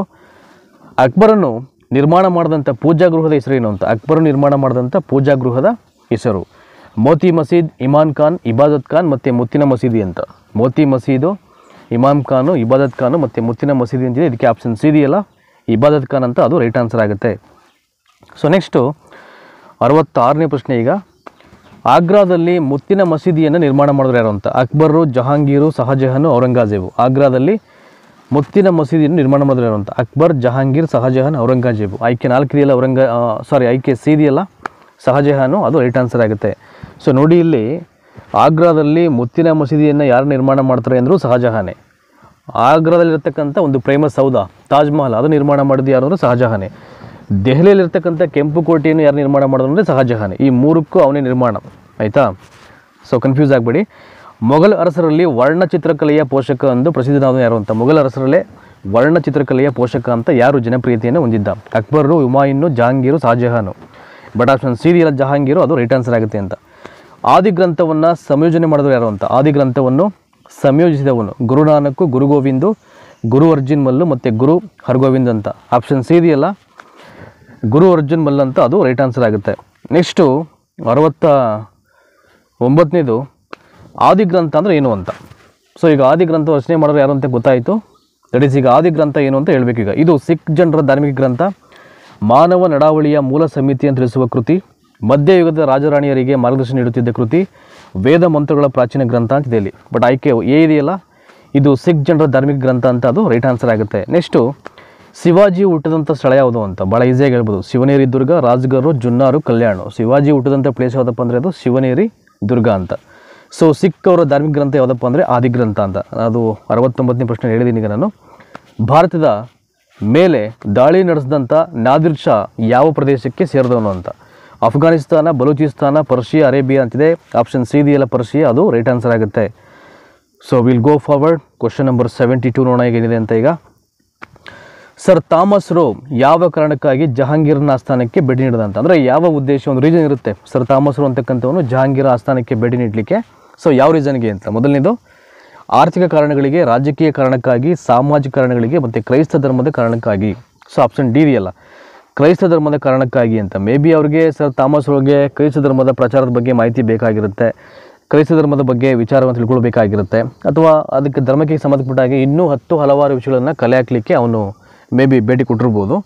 So ಜಹಾಂಗೀರ್ನ ಆಸ್ಥಾನಕ್ಕೆ ಆ ಒಂದು ಕಾಲಘಟ್ಟದಲ್ಲಿ ಅಂತ. ನೆಕ್ಸ್ಟು ಶೇರ್ ಖಾನ್ನ ಸಮಾಧಿ ಭವನ ಎಲ್ಲಿದೆ ಅಂತ? ಆಗ್ರಾ, ದೆಹಲಿ, ಸಾಸಾರಂ ಮತ್ತು ಫತೇಪುರ್ ಸಿಕ್ರಿ. ಆಪ್ಷನ್ ಸಿ ಇದೆಯಲ್ಲ, ಶೇರ್ ಖಾನ್ನ ಸಮಾಧಿ ಎಲ್ಲಿದೆ ಅಂದರೆ ದಟ್ ಈಸ್ ಸಾಸಾರಂ ಅಂತ. ಶಿವಾಜಿಯು ತನಗೆ ಸಹಾಯಕವಾಗಿ ಈ ಕೆಳಕಂಡ ಹೆಸರಿನ ಸಚಿವ ಮಂಡಳಿನ ಹೊಂದಿದ್ದ ಅಂತ. ನೋಡಿ, ಯಾವ ಒಂದು ಹೆಸರಿನ ಸಚಿವ ಮಂಡಲವನ್ನು ಹೊಂದಿದ್ದ ಶಿವಾಜಿಯು ಅಂತ? ಆತನ ಒಂದು ಸಹಾಯಕವಾಗಿ ಅಂದರೆ ಹೆಲ್ಪ್ ಮಾಡಲಿಕ್ಕೆ ಅಷ್ಟದಿಗ್ಗಜರು, ಸಮಿತಿ, ಅಷ್ಟಪ್ರಧಾನರು ಮತ್ತು ಮಂತ್ರಿ ಪರಿಷತ್ ಅಂತ. ಅಷ್ಟಪ್ರಧಾನರು ಅಂತ ಇಲ್ಲಿ, ಆಯಿತಾ? ಅಷ್ಟದಿಗ್ಗಜರು ಬೇರೆ ಅದು. ಬಟ್ ಶಿವಾಜಿಯ ಮಂತ್ರಿಮಂಡಲ, ಸಚಿವ ಮಂಡಲ ಅಥವಾ ಅದು ಹೆಲ್ಪ್ ಮಾಡ್ತಿದ್ದು ಯಾವುದಪ್ಪ ಅಂದರೆ ಅದು ಅಷ್ಟಪ್ರಧಾನರು ಅಂತಕ್ಕಂಥ ಒಂದು ಹೆಸರಿತ್ತು ಅದು. ನೆಕ್ಸ್ಟು ಬಂಗಾಳದಲ್ಲಿ ಬ್ರಿಟಿಷ್ ಶಕ್ತಿಯ ಸ್ಥಾಪನೆಗೆ ತಳಪಾಯ ಹಾಕಿಕೊಟ್ಟ ಸಂಗತಿ ಯಾವುದು ಅಂತ? ಪ್ಲಾಸಿ ಕದನ, ಬಕ್ಷಾರ್ ಕದನ, ಮುರ್ಷಿದಾಬಾದ್ ಕದನ ಮತ್ತು ಚಂದ್ರನಗರ ಕದನ ಅಂತ. 100% ಪ್ಲಾಸಿ ಕದನ 1757 ನಡೀತಾ ಇದು ಪ್ಲಾಸಿ ಕದನ. ಅದರಲ್ಲಿ ಬಂಗಾಳದಲ್ಲಿ ಬ್ರಿಟಿಷ್ ಶಕ್ತಿಯ ಸ್ಥಾಪನೆಗೆ ತಳಪಾಯ ಹಾಕಿಕೊಟ್ಟಂತೆ ಒಂದು ಸಂಗತಿ ಯಾವುದಪ್ಪ ಅಂದರೆ ಅದು ಪ್ಲಾಸಿ ಕದನ. ದಟ್ ಈಸ್ ವೆರಿ ಇಂಪಾರ್ಟೆಂಟ್ ಅದು. ಸೊ ನೆಕ್ಸ್ಟ್ 76ನೇದು, ಭಾರತದ ಮೊದಲ ವೈಸ್ರಾಯ್ ಕೂಡ ಆದ ಭಾರತದ ಗವರ್ನರ್ ಜನರಲ್ ಯಾರು ಅಂತ? ಭಾರತದ ಮೊದಲ ವೈಸ್ರಾಯ್ ಜೊತೆಗೆ ಅವರು ಮೊದಲನೇ ಗವರ್ನರ್ ಜನರಲ್ ಕೂಡ ಹೌದು. ನಮ್ಮ ಭಾರತದವರು ಯಾರು ಅಂದರೆ lord canning, lord Hastings, lord Cornwallis, lord Bentinck ಅಂತ. ಸಾರಿ ಇಲ್ಲಿ ಪ್ರಶ್ನೆಯನ್ನು ಇನ್ನೊಂದ್ಸಲ ಓದ್ಕೊಳ್ಳೋಣ. ಈಗ ಭಾರತದ ಮೊದಲ ವೈಸ್ರಾಯ್ ಕೂಡ ಆದ ಭಾರತದ ಗವರ್ನರ್ ಜನರಲ್ ಯಾರು ಅಂತ? ವೈಸ್ರಾಯ್ ಕೂಡ ಆಗಿರ್ತಾರೆ, ಭಾರತದ ಗವರ್ನರ್ ಜನರಲ್ ಕೂಡ ಆಗಿರ್ತಾರೆ ಅಂತ. ಅವ್ರು ಯಾರು ಅಂತ ಇಲ್ಲಿ Lord Canning, Lord Hastings, Lord Cornwallis, Lord Bentinck ಅಂತ. ದಟ್ ಈಸ್ ಆಪ್ಷನ್ ಎ ಇದೆಯಲ್ಲ, ಲಾರ್ಡ್ ಕ್ಯಾನಿಂಗು, ಅದು ರೈಟ್ ಆನ್ಸರ್ ಆಗುತ್ತೆ. ಭಾರತದ ಮೊದಲ ರಾಜ್ಯ ಕಾರ್ಯದರ್ಶಿ ಸ್ಟೇಟ್ ಸೆಕ್ರೆಟರಿ ಯಾರು ಅಂತ ನಮ್ಮ ಇಂಡಿಯಾಕ್ಕೆ? ಅವಾಗ Lord Stanley, Lord Morley, Lord Amherst, Lord Dufferin ಅಂತ ಇದೆ. ಆಪ್ಷನ್ ಎ ಇದೆಯಲ್ಲ, ಲಾರ್ಡ್ ಸ್ಟ್ಯಾನ್ಲಿ ಅಂತ, ಅದು ರೈಟ್ ಆನ್ಸರ್ ಆಗುತ್ತೆ. And he was the first Indian state secretariat Lord Stanley ಅಂತ ಅವರು ಆ ಕಾಲದಲ್ಲಿ. ಸೊ ನೆಕ್ಸ್ಟು 78ನೇ ಪ್ರಶ್ನೆ ಬರೋಣ. ಈಗ ಕ್ವಶನ್ ನಂಬರ್ 78. ಶಿಕ್ಷಣವು ಪ್ರತಿಯೊಬ್ಬರ ಜನ್ಮಸಿದ್ಧ ಹಕ್ಕು ಮತ್ತು ಅದು ಬಡವರಾದವರಿಗೂ ಸಿಗುವಂತಾಗಬೇಕು ಅಂತ. ಶಿಕ್ಷಣವು ಪ್ರತಿಯೊಬ್ಬರ ಜನ್ಮಸಿದ್ಧ ಹಕ್ಕು, ಅದು ಬಡವರಾದವರಿಗೂ ಸಿಗಬೇಕು ಅಂತ ಯಾರು ಹೇಳಿದ್ರಪ್ಪ ಅಂದರೆ doctor B R Ambedkar, doctor S Radhakrishnan, Mahatma Gandhi, B G Tilak ಅಂತ ಇದೆ. ಬಟ್ ಆಪ್ಷನ್ ಎ ಇದೆಯಲ್ಲ, ಡಾಕ್ಟರ್ ಬಿ ಆರ್ ಅಂಬೇಡ್ಕರ್ ಅಂತ, ಅದು ರೈಟ್ ಆನ್ಸರ್ ಆಗುತ್ತೆ. ನೆಕ್ಸ್ಟು ವಾಂಡಿ ವಾಸ್ ಕದನ ಯಾರ್ಯಾರ ನಡುವೆ ನಡೆಯಿತು ಅಂತ? ಇಂಗ್ಲೀಷರು ಮತ್ತು ಫ್ರೆಂಚರು, ಇಂಗ್ಲೀಷರು ಮತ್ತು ಮರಾಠರು, ಇಂಗ್ಲೀಷರು ಮತ್ತು ಹೈದರ್ ಅಲಿ, ಇಂಗ್ಲೀಷರು ಮತ್ತು ಕರ್ನಾಟಕದ ನವಾಬ ಅಂತ. ಆಪ್ಷನ್ ಎ ಇದೆಯಲ್ಲ, ಇಂಗ್ಲೀಷರು ಮತ್ತು ಫ್ರೆಂಚರು ಅಂತ, ಅದು ರೈಟ್ ಆನ್ಸರ್ ಆಗುತ್ತೆ.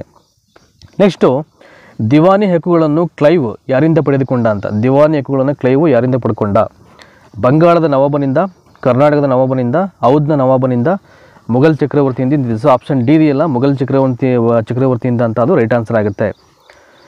ಸೊ ನೆಕ್ಸ್ಟು 81ನೇದು, ಬಂಗಾಳದ ಏಷಿಯಾಟಿಕ್ ಸೊಸೈಟಿಯನ್ನು ಯಾರು ಸ್ಥಾಪನೆ ಮಾಡ್ತಾರೆ ಅಂತ. ಭಾಳ ಈಸಿಯಾಗಿದೆ ಇದು. ಬಂಗಾಳದಲ್ಲಿ ಏಷಿಯಾಟಿಕ್ ಸೊಸೈಟಿಯನ್ನು ಯಾರು ಸ್ಥಾಪನೆ ಮಾಡ್ತಾರೆ ಅಂದರೆ ರಾಜಾ ಮೋಹನ್ ರಾಯ್ನೋ ಅಥವಾ Warren Hastings, Sir William Jones, Lord Cornwallis ಅಂತ ಇದೆ. ಆಪ್ಷನ್ ಸಿ ಇದೆಯಲ್ಲ, ಸರ್ ವಿಲಿಯಂ ಜೇಮ್ಸ್ ಅಂತ. ಸೊ ಇವರು ಬಂಗಾಳದಲ್ಲಿ ಆ ಏಷಿಯಾಟಿಕ್ ಸೊಸೈಟಿಯನ್ನು ಸ್ಥಾಪನೆ ಮಾಡ್ತಾರೆ, ಸರ್ ವಿಲಿಯಂ ಜೋನ್ಸ್ ಅವರು. ಯಾವ ಕಾಯ್ದೆಯು ಗುಲಾಮಿ ವ್ಯವಸ್ಥೆಯನ್ನು ನಿರ್ಮೂಲನೆ ಮಾಡ್ತು ಅಂತ. ಯಾವ ಕಾಯ್ದೆಯು ಗುಲಾಮಿ ವ್ಯವಸ್ಥೆಯನ್ನು ನಿರ್ಮೂಲನೆ ಮಾಡುತ್ತೆ? 1843 ಕಾಯ್ದೆ, 1833 ಕಾಯ್ದೆ, 1839 ಕಾಯ್ದೆ ಮತ್ತು 1842 ಕಾಯ್ದೆ. ಆಪ್ಷನ್ ಎ ಇದೆಯಲ್ಲ, ದಟ್ ಈಸ್ 1843 ಕಾಯ್ದೆ, ಅದು ರೈಟ್ ಆನ್ಸರ್ ಆಗುತ್ತೆ ಅಂತ. ಭಾರತದ ರಾಷ್ಟ್ರೀಯ ಕಾಂಗ್ರೆಸ್ನ ಮೊಟ್ಟ ಮೊದಲ ಅಧ್ಯಕ್ಷ ಯಾರು ಅಂತ. ಭಾರತದ ರಾಷ್ಟ್ರೀಯ ಕಾಂಗ್ರೆಸ್ನ ಮೊಟ್ಟ ಮೊದಲ ಅಧ್ಯಕ್ಷ ಯಾರು? Surendranath Banerjee, Allan Octavian Hume, Balagangadhar Tilak, WC Banerjee ಅಂತ. So I think option D ಇದೆಯಲ್ಲ, ರಾಷ್ಟ್ರೀಯ ಕಾಂಗ್ರೆಸ್ನ ಮೊದಲ ಅಧ್ಯಕ್ಷ ಯಾರು ಅಂತ. 1885ನಲ್ಲಿ ಇದು ಸ್ಥಾಪನೆ ಆಗುತ್ತೆ. ಅದರ ಮೊದಲ ಅಧ್ಯಕ್ಷರು ಬಂದು ದಟ್ ಈಸ್ WC ಬ್ಯಾನರ್ಜಿ ಅಂತ. ಆಯಿತಾ? 1857ರ ದಂಗೆ ಮುಖ್ಯವಾಗಿ ಯಾವ ಕಾರಣಕ್ಕೆ ವಿಫಲ ಆಗುತ್ತೆ ಅಂತ. ಬ್ರಿಟಿಷರ ಬಳಿ ಪ್ರಬಲ ಶಸ್ತ್ರಾಸ್ತ್ರಗಳಿದ್ದವು, ಬ್ರಿಟಿಷರು ಹೆಚ್ಚು ಸಂಖ್ಯೆಯಲ್ಲಿದ್ದರು, ಸೂಕ್ತ ಯೋಜನೆ ಮತ್ತು ನಾಯಕತ್ವದ ಕೊರತೆ, ಇದಕ್ಕೆ ಕಾಲವಿನ್ನೂ ಪಕ್ವವಾಗಿರಲ್ಲ ಅಂತ. ಅಂದರೆ ಪ್ಲ್ಯಾನಿಂಗ್ ಸರಿ ಇರಲ್ಲ ಮತ್ತು ಟೀಮ್ ಲೀಡರ್ಶಿಪ್ಪಲ್ಲಿ ಸಮಸ್ಯೆ ಇರುತ್ತೆ, ಕೊರತೆ ಇರುತ್ತೆ. ಈ ಮೇನ್ ರೀಸನಿಂದನೇ 1857ರ ದಂಗೆ ಏನಾಗುತ್ತೆ, ಅದು ವಿಫಲ ಆಗಲಿಕ್ಕೆ ಕಾರಣ ಆಗುತ್ತೆ ಅಂತ. ಸೂಕ್ತವಾಗಿ ಯೋಜನೆ ಮಾಡ್ಕೊಂಡಿಲ್ಲ, ಪ್ಲ್ಯಾನಿಂಗ್ ಸರಿ ಇಲ್ಲ ಮತ್ತು ನಾಯಕತ್ವದ ಕೊರತೆ, ಮೇನ್ ವೇಡ್ ರೀಸನಿಂದ ಅದು ದಂಗೆ ಸರಿಯಾಗಿ ನಡೆಯೋಕ್ಕೆ ಸಾಧ್ಯ ಇಲ್ಲ, ವಿಫಲ ಆಗುತ್ತೆ ಅಂತ. ಸೊ ನೆಕ್ಸ್ಟು ಕ್ವಶನ್ ನಂಬರ್ 85 ನೋಡೋಣ ಈಗ. ಇದನ್ನು ಸರಿಯಾದ ಕಾಲಾನುಕ್ರಮದಲ್ಲಿ ತಿಳಿಸಿ ಅಂತ. ಅಂದರೆ ಅದು ಆ ಕಡೆ ಈ ಕಡೆ ಇದೆ, ನಾವು ಅದನ್ನು ಯಾವುದು ಅದರ ಕ್ರಮಬದ್ಧವಾದ ಕಾಲಾನುಕ್ರಮವನ್ನು ಜೋಡಿಸ್ಬೇಕು ಯಾವುದು ಅಂತ ಈಗ. ಸೊ ಶಾಶ್ವತ ಒಪ್ಪಂದ, ಸಬ್ಸಿಡಿಯರಿ ಅಲಿಯನ್ಸು, ದತ್ತು ಮಕ್ಕಳಿಗೆ ಅವಕಾಶ ಇಲ್ಲ, ಬಂಗಾಳದ ವಿಭಜನೆ ಅಂತ ಇದೆ ಇಲ್ಲಿ. ಸೊ ಫಸ್ಟ್ ಯಾವುದು, ಸೆಕೆಂಡ್ ಯಾವುದು ಅಂತ ಹೇಳ್ಬೇಕೀಗ. ಸೊ ಇದಕ್ಕೆ ಆಪ್ಷನ್ ಎ ಇದೆ ನೋಡಿ, 1, 2, 3, 4 ಎಲ್ಲವೂ ಆರ್ಡರ್ ವೈಸ್ ಕೊಟ್ಟಿದ್ದಾರೆ ಈಗ. ಸೊ ಶಾಶ್ವತ ಒಪ್ಪಂದ ಫಸ್ಟು, ಅದಾದಮೇಲೆ ಸಬ್ಸಿಡಿ ಅಲಿಯನ್ಸು, ಅದಾದಮೇಲೆ ದತ್ತು ಮಕ್ಕಳಿಗೆ ಹಕ್ಕಿಲ್ಲ, ಲಾರ್ಡ್ ಡಾಲೌಸಿ ಮಾಡಿದ್ದು, ಅದಾದಮೇಲೆ ಬಂಗಾಳದ ವಿಭಜನೆ 1905ರಲ್ಲಿ ಇದು ವಿಭಜನೆ ಆಗುತ್ತೆ ಅಲ್ವಾ. ಮೇ ಬಿ ಇದಾದಮೇಲೆ 1906ರಲ್ಲಿ ಅನಿಸುತ್ತೆ ಆ ಮುಸ್ಲಿಂ ಲೀಗ್ ಸ್ಥಾಪನೆ ಆಗೋದು 1906ಅಲ್ಲಿ. ಸೊ ಎಲ್ಲವೂ ಕೂಡ ಆರ್ಡರ್ ವೈಸ್ ಅವರೇ ಹೇಳಿದ್ದಾರೆ ಈಗ. 1, 2, 3, 4 ಶಾಶ್ವತ ಒಪ್ಪಂದ, ಸಬ್ಸಿಡಿ ಅಲಿಯನ್ಸು ಅಂದರೆ ಪೂರಕ ಮೈತ್ರಿ, ದತ್ತು ಮಕ್ಕಳಿಗೆ ಅವಕಾಶವಿಲ್ಲ, ಬಂಗಾಳದ ವಿಭಜನೆ. ಆಪ್ಷನ್ ಎ ಇದೆಯಲ್ಲ, ಅದು ರೈಟ್ ಆನ್ಸರ್ ಆಗಿಬಿಡುತ್ತೆ. ನೆಕ್ಸ್ಟು 86 ಈಗ. 19ನೇ ಶತಮಾನದ ಕೊನೆಯ ಭಾರತದಲ್ಲಿ ಪರಮಾವಧಿಯ ಪ್ರತಿರೋಧ ಕಾಣಿಸಿಕೊಂಡದ್ದಕ್ಕೆ ಕಾರಣ ಅಂತ. 19ನೇ ಶತಮಾನದ ಕೊನೆಯ ಭಾರತದಲ್ಲಿ ಪರಮಾವಧಿಯ ಪ್ರತಿರೋಧ ಕಾಣಿಸಿಕೊಂಡದ್ದಕ್ಕೆ ಏನು ಕಾರಣ ಅಂತ ಇಲ್ಲಿ. ಸೊ ಒಂದು 4 ಆಯ್ಕೆಗಳಿದೆ ಇಲ್ಲಿ. ಬ್ರಿಟಿಷರು ಜಾರಿಗೆ ತಂದ ವಿವಿಧ ರೀತಿಯ ಕಾಯ್ದೆಗಳು ಜನರ ಸ್ವಾತಂತ್ರ್ಯಕ್ಕೆ ನಿರ್ಬಂಧ ಹೇರಿದ್ದರಿಂದ ಜನರ ಭಾವನೆಗಳು ವಿಕೋಪದ ಸ್ಥಿತಿಗೆ ತಲುಪಿದವು. ಹಿಂದೂ ತೀವ್ರಗಾಮಿಗಳು ಮುಸ್ಲಿಂ ವಿದ್ಯಾವಂತರ ವಿರುದ್ಧ ತಿರುಗಿಬಿದ್ದರು. ಶಿಕ್ಷಣದ ರೀತಿ ನೀತಿಗಳು ಬ್ರಿಟಿಷರಿಗೆ ಅನುಕೂಲಕರವಾಗಿದ್ದವು. ತೀವ್ರಗಾಮಿತ್ವವು 19ನೇ ಶತಮಾನದ ಕೊನೆಯಲ್ಲಿ ಬಾಲಗಂಗಾಧರ ತಿಲಕ್ ಅವರ ನಾಯಕತ್ವದಲ್ಲಿ ಕಾಣಿಸ್ಕೊಳ್ತು ಅಂತ. ಬಟ್ ಆಪ್ಷನ್ ಸಿ ಇದೆಯಲ್ಲ ಇಲ್ಲಿ, ಶಿಕ್ಷಣದ ರೀತಿ ನೀತಿಗಳು ಬ್ರಿಟಿಷರಿಗೆ ಅನುಕೂಲಕರವಾಗಿದ್ದವು ಅಂತ, ಅದು ರೈಟ್ ಆನ್ಸರ್ ಆಗುತ್ತೆ. So next what is that, ಅದು ಶಿಕ್ಷಣದ ರೀತಿ ನೀತಿಗಳು ಬ್ರಿಟಿಷರಿಗೆ ಅನುಕೂಲಕರವಾಗಿದ್ದವು. ಮೇ ಬಿ ಅದಲ್ಲ ಅನಿಸುತ್ತೆ. ಇನ್ನೊಂದು ಸಲ ಪ್ರಶ್ನೆಯನ್ನು ಓದ್ಕೊಳ್ಳೋಣ ಇಲ್ಲಿ. 19ನೇ ಶತಮಾನದ ಕೊನೆಯ ಭಾರತದಲ್ಲಿ ಪರಮಾವಧಿಯ ಪ್ರತಿರೋಧ ಕಾಣಿಸಿಕೊಂಡದ್ದಕ್ಕೆ ಏನು ಕಾರಣ ಅಂದರೆ ಬ್ರಿಟಿಷರು ಜಾರಿಗೆ ತಂದ ವಿವಿಧ ರೀತಿಯ ಕಾಯ್ದೆಗಳು ಜನರ ಸ್ವಾತಂತ್ರ್ಯಕ್ಕೆ ನಿರ್ಬಂಧ ಹೇರಿದ್ರಿಂದ ಜನರ ಭಾವನೆಗಳು ವಿಕೋಪದ ಸ್ಥಿತಿಗೆ ತಲುಪಿದವು. ಮೇ ಬಿ ಇದೇ ರೈಟ್ ಆನ್ಸರ್ ಆಗುತ್ತೆ. ಎಸ್, 100% ಆಪ್ಷನ್ ಎ ಇದೆಯಲ್ಲ. ಸೊ ಅಂಥ ಟೈಮಲ್ಲಿ ಏನಾಗುತ್ತೆ, 19th ಸೆಂಚುರಿಯಲ್ಲಿ ಬ್ರಿಟಿಷರು ಜಾರಿಗೆ ತಂದಂಥ ಕೆಲವೊಂದು ಕಾಯ್ದೆಗಳೇನಿರುತ್ತಿದೆ ಅದು ಭಾರತೀಯರಿಗೆ ಅರ್ಥವೇ ಆಗಲ್ಲ. ಅದು ಎಲ್ಲವೂ ಕೂಡ ಶೋಷಣೆಯನ್ನು ಮಾಡಲಿಕ್ಕೆ ಜಾರಿಗೆ ತಂದಂಥ ಕಾಯ್ದೆಗಳವೆಲ್ಲ ಅವರಿಗೆ ಪೂರಕವಾಗಿತ್ತು, ನಮ್ಮ ಇಂಡಿಯನ್ಸ್ಗೆ ವಿರುದ್ಧವಾಗಿತ್ತು. ಸೊ ಅವರು ಜಾರಿ ಮಾಡಿದಂಥ ಕಾಯ್ದೆಗಳು, ಹಾಗಾಗಿ ಅವು ಜನರ ಸ್ವಾತಂತ್ರ್ಯಕ್ಕೆ ನಿರ್ಬಂಧ ಹೇರೋದ್ರಿಂದ, ಅಂದರೆ ಪೂರ್ಣ ಪ್ರಮಾಣದಲ್ಲಿ ಸ್ವಾತಂತ್ರ್ಯವನ್ನು ಕಿತ್ಕೊಳ್ತಕ್ಕಂಥ ಒಂದು ನಿಟ್ಟಿನಲ್ಲಿ ಆ ಕಾಯ್ದೆಗಳನ್ನು ಜಾರಿಗೆ ತಂದರೆ ಬ್ರಿಟಿಷರು.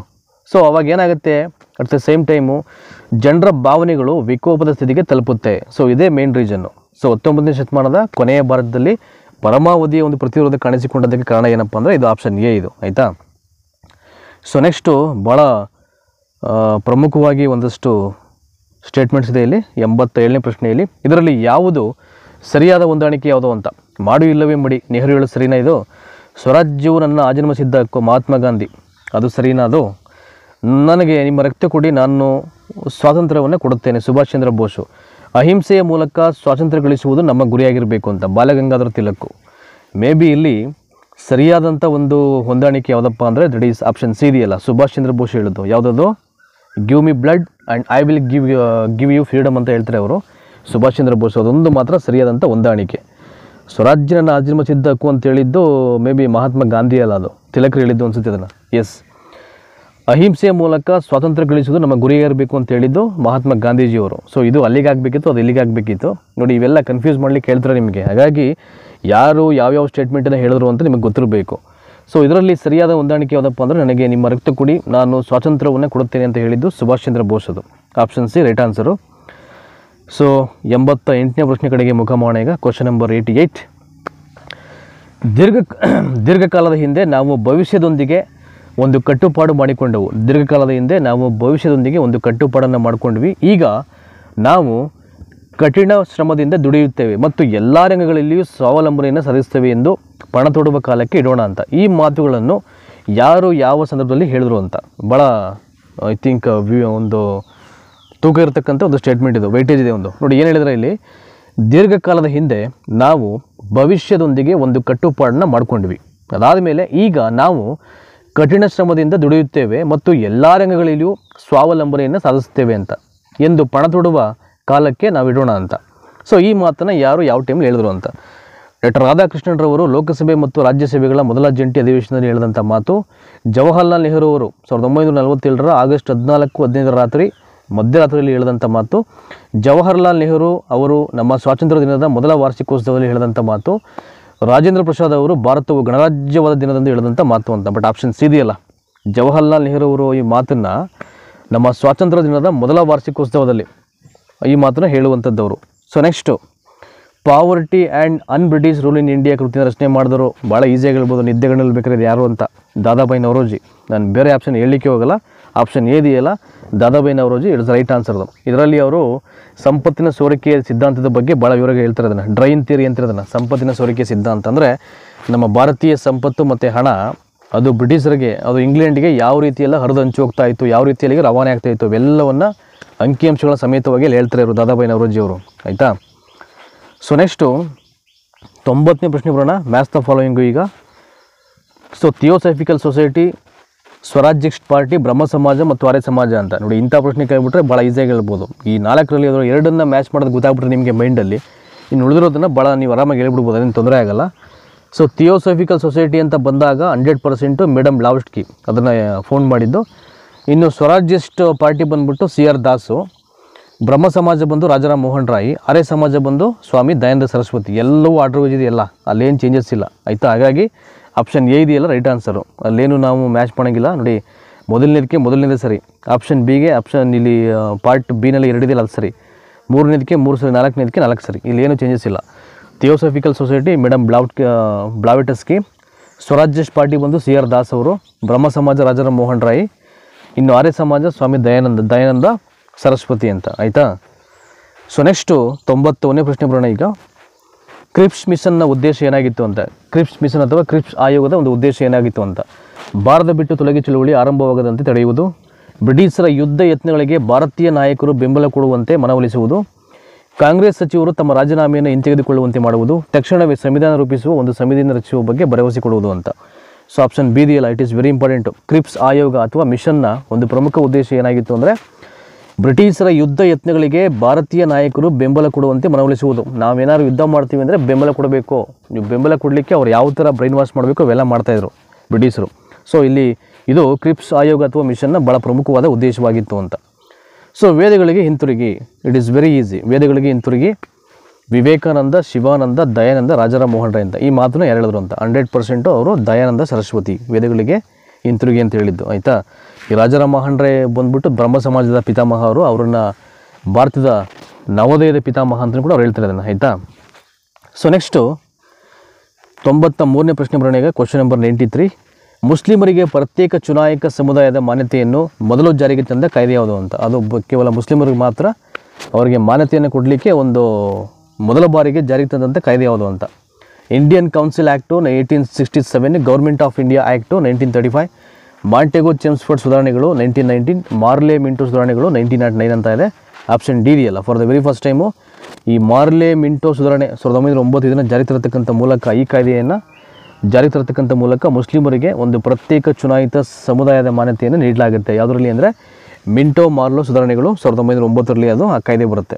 ಸೊ ನೆಕ್ಸ್ಟು 94ನೇದು, ಇದರಲ್ಲಿ ಯಾವುದು ಸರಿಯಾದ ಕಾಲಾನುಕ್ರಮಣಿಕೆ ಅಂತ. ಇದರಲ್ಲಿ ಯಾವುದು ಸರಿಯಾದ ಕಾಲಾನುಕ್ರಮಣಿಕೆ? ಮೊದಲನೇ ದುಂಡು ಮೇಜಿನ ಸಮಾವೇಶ, ದಂಡಿ ಯಾತ್ರೆ, ಗಾಂಧಿ ಇರ್ವಿನ್ ಒಪ್ಪಂದ, ನಾಗರಿಕ ಕಾನೂನು ಭಂಗ ಚಳವಳಿ ಅಂತ. ಸರಿಯಾದ ಕಾಲಾನುಕ್ರಮವನ್ನು ನೀವು ತಿಳಿಸಿ ಅಂತ ಹೇಳಬೇಕು. ಇಲ್ಲಿ ಯಾವುದು ಅಂತ ಅಂದರೆ ಆ ಕಡೆ ಕೊಟ್ಟಿದ್ದಾರೆ, ಯಾವುದಾದ್ಮೇಲೆ ಯಾವುದು ಅಂತ ನಾವು ಕ್ರಮಬದ್ಧವಾಗಿ ಹೇಳಬೇಕು. ಸೊ ಆಪ್ಷನ್ ಬಿ ಇದೆಯಲ್ಲ ನೋಡಿ ಇಲ್ಲಿ, ಇಟ್ಸ್ ರೈಟ್ ಆನ್ಸರ್. ಅದಕ್ಕೆ 4, 2, 3, 1. ಸೊ ಫಸ್ಟು ನಾಗರಿಕ ಕಾನೂನು ಭಂಗ ಚಳವಳಿ, ಅದಾದಮೇಲೆ ದಂಡಿ ಯಾತ್ರೆ, ಅದಾದಮೇಲೆ ಗಾಂಧಿ ಇರ್ವಿನ್ ಒಪ್ಪಂದ, ಅದಾದಮೇಲೆ ಮೊದಲನೇ ದುಂಡು ಮೇಜಿನ ಸಮಾವೇಶ, the first round table conference ಅಂತ ಹೇಳ್ತಾರೆ ಇಂಗ್ಲೀಷಲ್ಲಿ, ಆಯಿತಾ. ಸೊ ಮಹಾತ್ಮ ಗಾಂಧೀಜಿಯವರು ಅದರ ಒಂದು ನೇತೃತ್ವವನ್ನು ವಹಿಸ್ಕೊಳ್ಳೋದು ಇಲ್ಲಿ ದುಂಡು ಮೇಜಿನ ಸಭೆಯ ಸಮಾವೇಶಗಳನ್ನು. ಸೊ ಮೊದಲನೇದು ಬಂದು ನಾಗರಿಕ ಕಾನೂನು ಭಂಗ ಚಳವಳಿ, ಅದಾದಮೇಲೆ ದಂಡಿ ಯಾತ್ರೆ, ಅದಾದಮೇಲೆ ಗಾಂಧಿ ಇರ್ವಿನ್ ಒಪ್ಪಂದ, ಅದಾದಮೇಲೆ ದಟ್ ಈಸ್ ಮೊದಲನೇ ದುಂಡು ಮೇಜಿನ ಸಮಾವೇಶ ಅಂತ. ಅಂದರೆ ಸೊ ಅದು ಹಿಂದಿನಿಂದ ಆರ್ಡರ್ ವೈಸ್ ಬರುತ್ತೆ ಅಂತ ನೋಡಿ. ಇಲ್ಲಿ ಐ ಥಿಂಕ್ 1, 3, 2, 4 ಸೊ ಆ ರೀತಿ ಬರುತ್ತೆ ಅದು, ಆಯಿತಾ. ಸೊ ನೆಕ್ಸ್ಟು ಇದರಲ್ಲಿ ಖಿಲಾಫತ್ ಚಳವಳಿಯ ಮುಖ್ಯ ಗುರುಗಳು ಯಾವುದು ಅಂತ. ಖಿಲಾಫತ್ ಚಳವಳಿಯ ಮುಖ್ಯ ಗುರುಗಳು ಯಾವುದು ಅಂತ 4 ಆಯ್ಕೆ ಇದೆ, ಓದ್ಕೊಂಡು ಅದರಲ್ಲಿ 1, 2 ಸರಿನೋ 2, 3 ಸರಿನೋ ಅಂತ ನಾವು ಆಯ್ಕೆ ಮಾಡಬೇಕು. ಭಾರತದಲ್ಲಿ ಬ್ರಿಟಿಷ್ ವಿರೋಧಿ ಭಾವನೆಯನ್ನು ಎಬ್ಬಿಸುವುದು, ಮುಸ್ಲಿಂ ಸಮಾಜವನ್ನು ಸುಧಾರಿಸುವುದು, ಪ್ರತ್ಯೇಕ ಚುನಾಯಿತ ಸಮುದಾಯದ ಮಾನ್ಯತೆಗೆ ಒತ್ತಾಯಿಸುವುದು ಹಾಗೂ ಖಿಲಾಫತ್ತನ್ನು ಉಳಿಸಿಕೊಳ್ಳುವುದು, ಬ್ರಿಟಿಷ್ ಚಕ್ರಾಧಿಪತ್ಯವನ್ನು ರಕ್ಷಿಸುವುದು ಮತ್ತು ಖಿಲಾಫತ್ತನ್ನು ಉಳಿಸಿಕೊಳ್ಳುವುದು. ಕೆಳಗೆ ನೀಡಿರತಕ್ಕಂಥ ಸಂಕೇತಗಳಿಂದ ಸರಿಯಾದ ಉತ್ತರವನ್ನು ಆಯ್ಕೆ ಮಾಡಿ ಅಂತ. ಸೊ ಖಿಲಾಫತ್ ಚಳವಳಿಯ ಮುಖ್ಯ ಗುರಿ ಯಾವುದಪ್ಪ ಅಂದರೆ ಇಲ್ಲಿ ಆಪ್ಷನ್ ಡಿ ಇದೆಯಲ್ಲ, 1 ಮತ್ತು 4 ರೈಟ್ ಆನ್ಸರ್. ಅದಕ್ಕೆ ಮೊದಲನೇದು ಯಾವುದು? ಭಾರತದಲ್ಲಿ ಮುಸ್ಲಿಮರಲ್ಲಿ ಬ್ರಿಟಿಷ್ ವಿರೋಧಿ ಭಾವನೆಯನ್ನು ಎಬ್ಬಿಸುವುದು, ಬ್ರಿಟಿಷ್ ಚಕ್ರಾಧಿಪತ್ಯವನ್ನು ರಕ್ಷಿಸುವುದು ಮತ್ತು ಖಿಲಾಫತ್ತನ್ನು ಉಳಿಸಿಕೊಳ್ಳುವುದು ಅಂತ. ಹಾಗಾಗಿ 1 ಮತ್ತು 4 ಇದೆ, ಅದು ರೈಟ್ ಆನ್ಸರ್ ಆಗುತ್ತೆ. ಅದು ಆಪ್ಷನ್ ಡಿ ಯಲ್ಲಿದೆ. So will go forward. Question number 96. ಇದು ಭಾರತದಲ್ಲಿ ಆಧುನಿಕ ಶಿಕ್ಷಣ ವ್ಯವಸ್ಥೆಗೆ ತಳಪಾಯ ಹಾಕಿಕೊಟ್ಟಿತು. ಯಾವುದು? 1813 ಚಾರ್ಟರ್ ಆ್ಯಕ್ಟು, 1835 ಮೆಕಾಲೆ ನಡವಳಿಕೆಗಳು, 1882 ಅಂಟರ್ ಆಯೋಗ, 1854 ವುಡ್ಸ್ ಕಾರ್ಯಕಾರಿತ್ವ ಅಂತ. ಸೊ ಇದಕ್ಕೆ ಆಪ್ಷನ್ ಬಿ ಇದೆಯಲ್ಲ, 1835 ಮೆಕಾಲೆ ನಡವಳಿಕೆಗಳು ಭಾರತದಲ್ಲಿ ಆಧುನಿಕ ಶಿಕ್ಷಣ ವ್ಯವಸ್ಥೆಗೆ ತಳಪಾಯ ಆಗ್ತವೆ. 1835 ಮೆಕಾಲೆಯ ನಡವಳಿಕೆಗಳು ಅಂತಕ್ಕಂಥದ್ದು. ಇಟ್ ಈಸ್ ವೆರಿ ಇಂಪಾರ್ಟೆಂಟು, ಆಯಿತಾ. ಸೊ ನೆಕ್ಸ್ಟು ಎಗೇನ್ ಮತ್ತೊಂದು ಮ್ಯಾಥ್ಸ್ ದ ಫಾಲೋಯಿಂಗ್ ಟೈಪ್ ಕ್ವಶನಲ್ಲಿ. ಸೊ ಏನು ಕೊಟ್ಟಿದ್ದಾರೆ? ಪಾರ್ಟ್ ಎನಲ್ಲಿ ಕಾಯ್ದೆಗಳು ಕೊಟ್ಟಿದ್ದಾರೆ, ಪಾರ್ಟ್ ಬಿ ನಲ್ಲಿ ಸೊ ಯಾರು ಆ ಕಾಯ್ದೆಗಳನ್ನು ಮಾಡಿದ್ರು ಅಂತ ನಾವು ಇಲ್ಲಿ ಮ್ಯಾಚ್ ಮಾಡಬೇಕು. ದೇಶೀಯ ಭಾಷೆಗಳ ಪತ್ರಿಕಾ ಕಾಯ್ದೆ 1888. ನೋಡಿ, ಈ ಮ್ಯಾಥ್ಸ್ ದ ಫಾಲೋಯಿಂಗಲ್ಲಿ ನಿಮಗೆ ಹಲವಾರು ವಿಷಯಗಳು ಗೊತ್ತಾಗುತ್ತೆ. ಅಂದರೆ ಯಾವ್ಯಾವ ಕಾಯ್ದೆಗಳು ಯಾವ್ಯಾವ ವರ್ಷ ನಡೀತಿದೆ ಅಂತ ಗೊತ್ತಾಗುತ್ತೆ ನಿಮಗೆ. ದೇಶೀಯ ಭಾಷೆಗಳ ಪತ್ರಿಕಾ ಕಾಯ್ದೆ ಬಂದು 1878, ಭಾರತೀಯ ವಿಶ್ವವಿದ್ಯಾನಿಲಯಗಳ ಕಾಯ್ದೆ ಬಂದು 1904, ಇಂಡಿಯನ್ ಕೌನ್ಸಿಲ್ ಆ್ಯಕ್ಟ್ ಬಂದು 1909, ರೌಲತ್ ಕಾಯ್ದೆ ಬಂದು 1919. ಸೊ ಇದಕ್ಕೆ ಫಸ್ಟು ರೈಟ್ ಆನ್ಸರ್ ನೋಡಬೇಕು ನಾವು ಫಸ್ಟು. ಸೊ ಇಲ್ಲಿ ಇದಕ್ಕೆ ಐ ಥಿಂಕ್ ಸೊ ನನ್ನ ಪ್ರಕಾರವಾಗಿ ಇದಕ್ಕೆ ದಟ್ ಈಸ್ 3, 2, 4, 1 ಮ್ಯಾಚ್ ಆಗುತ್ತೆ. ಎಸ್, ಆಪ್ಷನ್ ಡಿ ಇದೆಯಲ್ಲ, ದೇಶೀಯ ಭಾಷೆಗಳ ಪತ್ರಿಕಾ ಕಾಯ್ದೆ 1878 ಇದನ್ನು ಜಾರಿಗೆ ತಂದಿದ್ದು ದಟ್ ಇಸ್ ಲಾರ್ಡ್ ಲಿಟನ್ ಅಂತಕ್ಕಂಥವ್ರು. ಇದಾದಮೇಲೆ ಭಾರತೀಯ ವಿಶ್ವವಿದ್ಯಾನಿಲಯಗಳ ಕಾಯ್ದೆ 1904 ಅದು ಬಂದುಬಿಟ್ಟು ಆಯ್ಕೆ 2 ಪಕ್ಕ ಅದೇ ಮ್ಯಾಚ್ ಆಗಿಬಿಡುತ್ತೆ, ಲಾರ್ಡ್ ಕರ್ಜನ್ನು. ಇಂಡಿಯನ್ ಕೌನ್ಸಿಲ್ ಕಾಯ್ದೆ 1909 ಅದು 4 ದಟ್ ಈಸ್ ಲಾರ್ಡ್ ಮಿಂಟೋ ಅಂತ. ಇನ್ನು ರೌಲತ್ ಕಾಯ್ದೆ ಉಳಿದಿರೋದು ಯಾವುದಪ್ಪ ಅಂದರೆ ದಟ್ ಈಸ್ ಲಾರ್ಡ್ ಚೆಲ್ಫೋರ್ಡ್ ಅಂತ ಇದೆಯಲ್ಲ, ಅದು ರೈಟ್ ಆನ್ಸರ್ ಆಗುತ್ತೆ ಅಂತ, ಆಯಿತಾ. ಸೊ ದೇಶೀಯ ಭಾಷೆಯ ಪತ್ರಿಕಾ ಕಾಯ್ದೆ 1878 ಲಾರ್ಡ್ ಲಿಟನ್ನು, ಭಾರತೀಯ ವಿಶ್ವವಿದ್ಯಾನಿಲಯಗಳ ಕಾಯ್ದೆ 1904 ಸೇಮ್ ಅದೇ ಅದಕ್ಕೆ ಮ್ಯಾಚ್ ಆಗುತ್ತೆ, ಲಾರ್ಡ್ ಕರ್ಜನ್ನು. ಇಂಡಿಯನ್ ಕೌನ್ಸಿಲ್ ಆ್ಯಕ್ಟು 1909 ಬಂದು ಲಾರ್ಡ್ ಮಿಂಟೋ, ರೌಲತ್ ಕಾಯ್ದೆ 1919 ಬಂದು ಲಾರ್ಡ್ ಚೆಲ್ಫೋರ್ಡ್ ಅಂತ. ಅವೆಲ್ಲವೂ ಕೂಡ ಅದು ಮ್ಯಾಚ್ ಆಗುತ್ತೆ, ಆಯಿತಾ. ಸೊ ನೆಕ್ಸ್ಟು 98ನೇ ಪ್ರಶ್ನೆ ನೋಡೋಣ ಈಗ. Question number 98. ಕಾಂಗ್ರೆಸ್ಸಿನ ಮೊದಲ ಮಹಿಳಾ ಅಧ್ಯಕ್ಷರು ಮತ್ತು ಸ್ವತಂತ್ರ ಭಾರತದ ಒಂದು ಪ್ರಾಂತ್ಯದ ಮೊದಲ ಮಹಿಳಾ ರಾಜ್ಯಪಾಲರು ಯಾರು ಅಂತ. ಸರೋಜಿನಿ ನಾಯ್ಡು, ಶ್ರೀಮತಿ ಸುಜಾತಾ ಕೃಪಲಾನಿ, ಶ್ರೀಮತಿ ಸನ್ನೋದೇವಿ, ಶ್ರೀಮತಿ ವಿಜಯಲಕ್ಷ್ಮಿ ಪಂಡಿತ್ ಅಂತ ಇದೆ. ಸೊ ಸರೋಜಿನಿ ನಾಯ್ಡು ಅಂತಿದೆಯಲ್ಲ ಮೊದಲನೇ ಆಯ್ಕೆ, ಅದು ರೈಟ್ ಆನ್ಸರ್ ಆಗುತ್ತೆ. ಭಾರತವು ಸ್ವತಂತ್ರವಾದಾಗ ಇಂಗ್ಲೆಂಡಿನ ಪ್ರಧಾನಮಂತ್ರಿಯಾಗಿದ್ದವರು ಯಾರು ಅಂತ. ಆಟ್ಲಿ, ವಿನ್ಸ್ಟನ್ ಚರ್ಚಿಲ್, ಆ್ಯಡನ್ ಮತ್ತು ಮಾರ್ಗರೆಟ್ ಥ್ಯಾಚರ್ ಅಂತ ಇದೆ. ಸೊ ಇಂಡಿಯಾ ಫ್ರೀಡಮ್ ಆದಂಥ ಟೈಮಲ್ಲಿ ಇಂಗ್ಲೆಂಡಲ್ಲಿ ಯಾರು PM ಆಗಿದ್ರು ಅಂತ. ಆಪ್ಷನ್ ಎ ಇದೆಯಲ್ಲ, ಆಟ್ಲಿ ಅಂತ, ಅದು ರೈಟ್ ಆನ್ಸರ್ ಆಗುತ್ತೆ. ಸೊ ನೆಕ್ಸ್ಟು ಸಿಂಧೂ ಕಣಿವೆಯ ನಾಗರಿಕತೆಯ ಬಹುಮುಖ್ಯವಾದ ಲಕ್ಷಣ ಯಾವುದು ಅಂತ. ಸಿಂಧೂ ಕಣಿವೆ ನಾಗರಿಕತೆಯ ಬಹುಮುಖ್ಯವಾದ ಲಕ್ಷಣವೆಂದರೆ ಭವ್ಯವಾದ ದೇಗುಲಗಳು, ನಗರದ ಯೋಜನೆ, ದೀಪಗೃಹ ಮತ್ತು ಗೋಪುರ ಅಂತಿದೆ. ಸೊ ಸಿಂಧೂ ಕಣಿವೆ ನಾಗರಿಕತೆಯ ಬಹುಮುಖ್ಯ ಲಕ್ಷಣ ಯಾವುದಪ್ಪ ಅಂದರೆ ಆಪ್ಷನ್ ಬಿ ಇದೆಯಲ್ಲ, ನಗರದ ಯೋಜನೆ ಅಂತ, ಅದು ರೈಟ್ ಆನ್ಸರ್ ಆಗುತ್ತೆ. ಋಗ್ವೇದದಲ್ಲಿ ಯಾವ ವಿಷಯಗಳಿವೆ ಅಂತ. ಅತ್ಯಂತ ಹಳೆಯ ವೇದವಾದಂಥ ಋಗ್ವೇದದಲ್ಲಿ ಯಾವ ವಿಚಾರಗಳಿವೆ?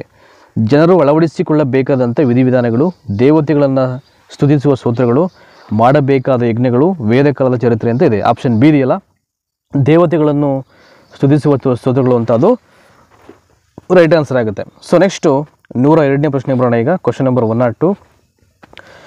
ಸಿಂಧು ಕಣಿವೆಯ ನಾಗರಿಕತೆಯ ಈ ಪ್ರದೇಶದಲ್ಲಿ ಹರಡಿತ್ತು ಅಂತ. ಸಿಂಧು ಕಣಿವೆಯ ನಾಗರಿಕತೆ ಯಾವ ಪ್ಲೇಸಲ್ಲಿ ಇತ್ತು ಅಂತ? ಅದು ಪಂಜಾಬು, ಸಿಂಧು, ಬಲೂಚಿಸ್ತಾನು, ಪಂಜಾಬ್, ಸಿಂಧ್, ಬಿಹಾರ್, ರಾಜಸ್ಥಾನ್, ಗುಜರಾತು, ಸಿಂಧು ನದಿ ಪರ್ಯಂತ, ಸಿಂಧು, ಪಂಜಾಬ್, ಜಮ್ಮು ಮತ್ತು ಕಾಶ್ಮೀರ, ಉತ್ತರ ಪ್ರದೇಶ, ರಾಜಸ್ಥಾನ್, ಗುಜರಾತ್ ಅಂತ ನೋಡಿ. ಇಷ್ಟು ಪ್ರದೇಶ ಅಂದರೆ ಆಪ್ಷನ್ ಡಿ ಸರಿ ಅದಕ್ಕೆ.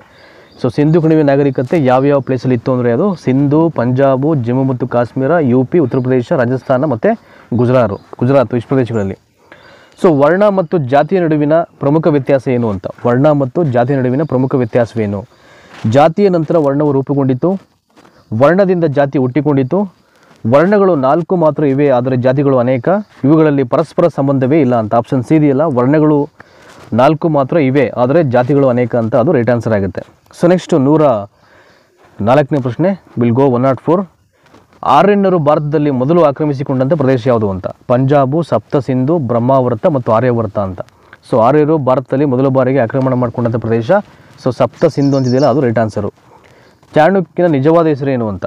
ಕೌಟಿಲ್ಯ, ವಿಷ್ಣುಗುಪ್ತ, ವಿಶಾಖದತ್ತ, ವಸುಬಂಧ ಅಂತ. ಸೊ ಚಾಣಕ್ಯನಿಗೆ ಆ ಚಾಣಕ್ಯನನ್ನು ಸೇರಿಸ್ಕೊಂಡು 3 ಹೆಸರು ಬರುತ್ತೆ ಒಟ್ಟು. ಚಾಣಕ್ಯ, ವಿಷ್ಣುಗುಪ್ತ, ಕೌಟಿಲ್ಯ ಅಂತ. ಅಂದರೆ ಅರ್ಥಶಾಸ್ತ್ರವನ್ನು ಬರೆದಂಥ ಒಬ್ಬ ಗ್ರಂಥಕರ್ತ ಅಂತ. ಬಟ್ ಆ ಚಾಣಕ್ಯನ ಒರಿಜಿನಲ್ಲು ನಿಮ್ಮ ಮೂಲ ಹೆಸರು ನಿಜವಾದ ಯಾವುದಪ್ಪ ಅಂದರೆ ಅದು ಆಪ್ಷನ್ ಬಿ ಇದೆಯಲ್ಲ, ವಿಷ್ಣುಗುಪ್ತ ಅಂತ, ಅದು ರೈಟ್ ಆನ್ಸರ್ ಆಗುತ್ತೆ.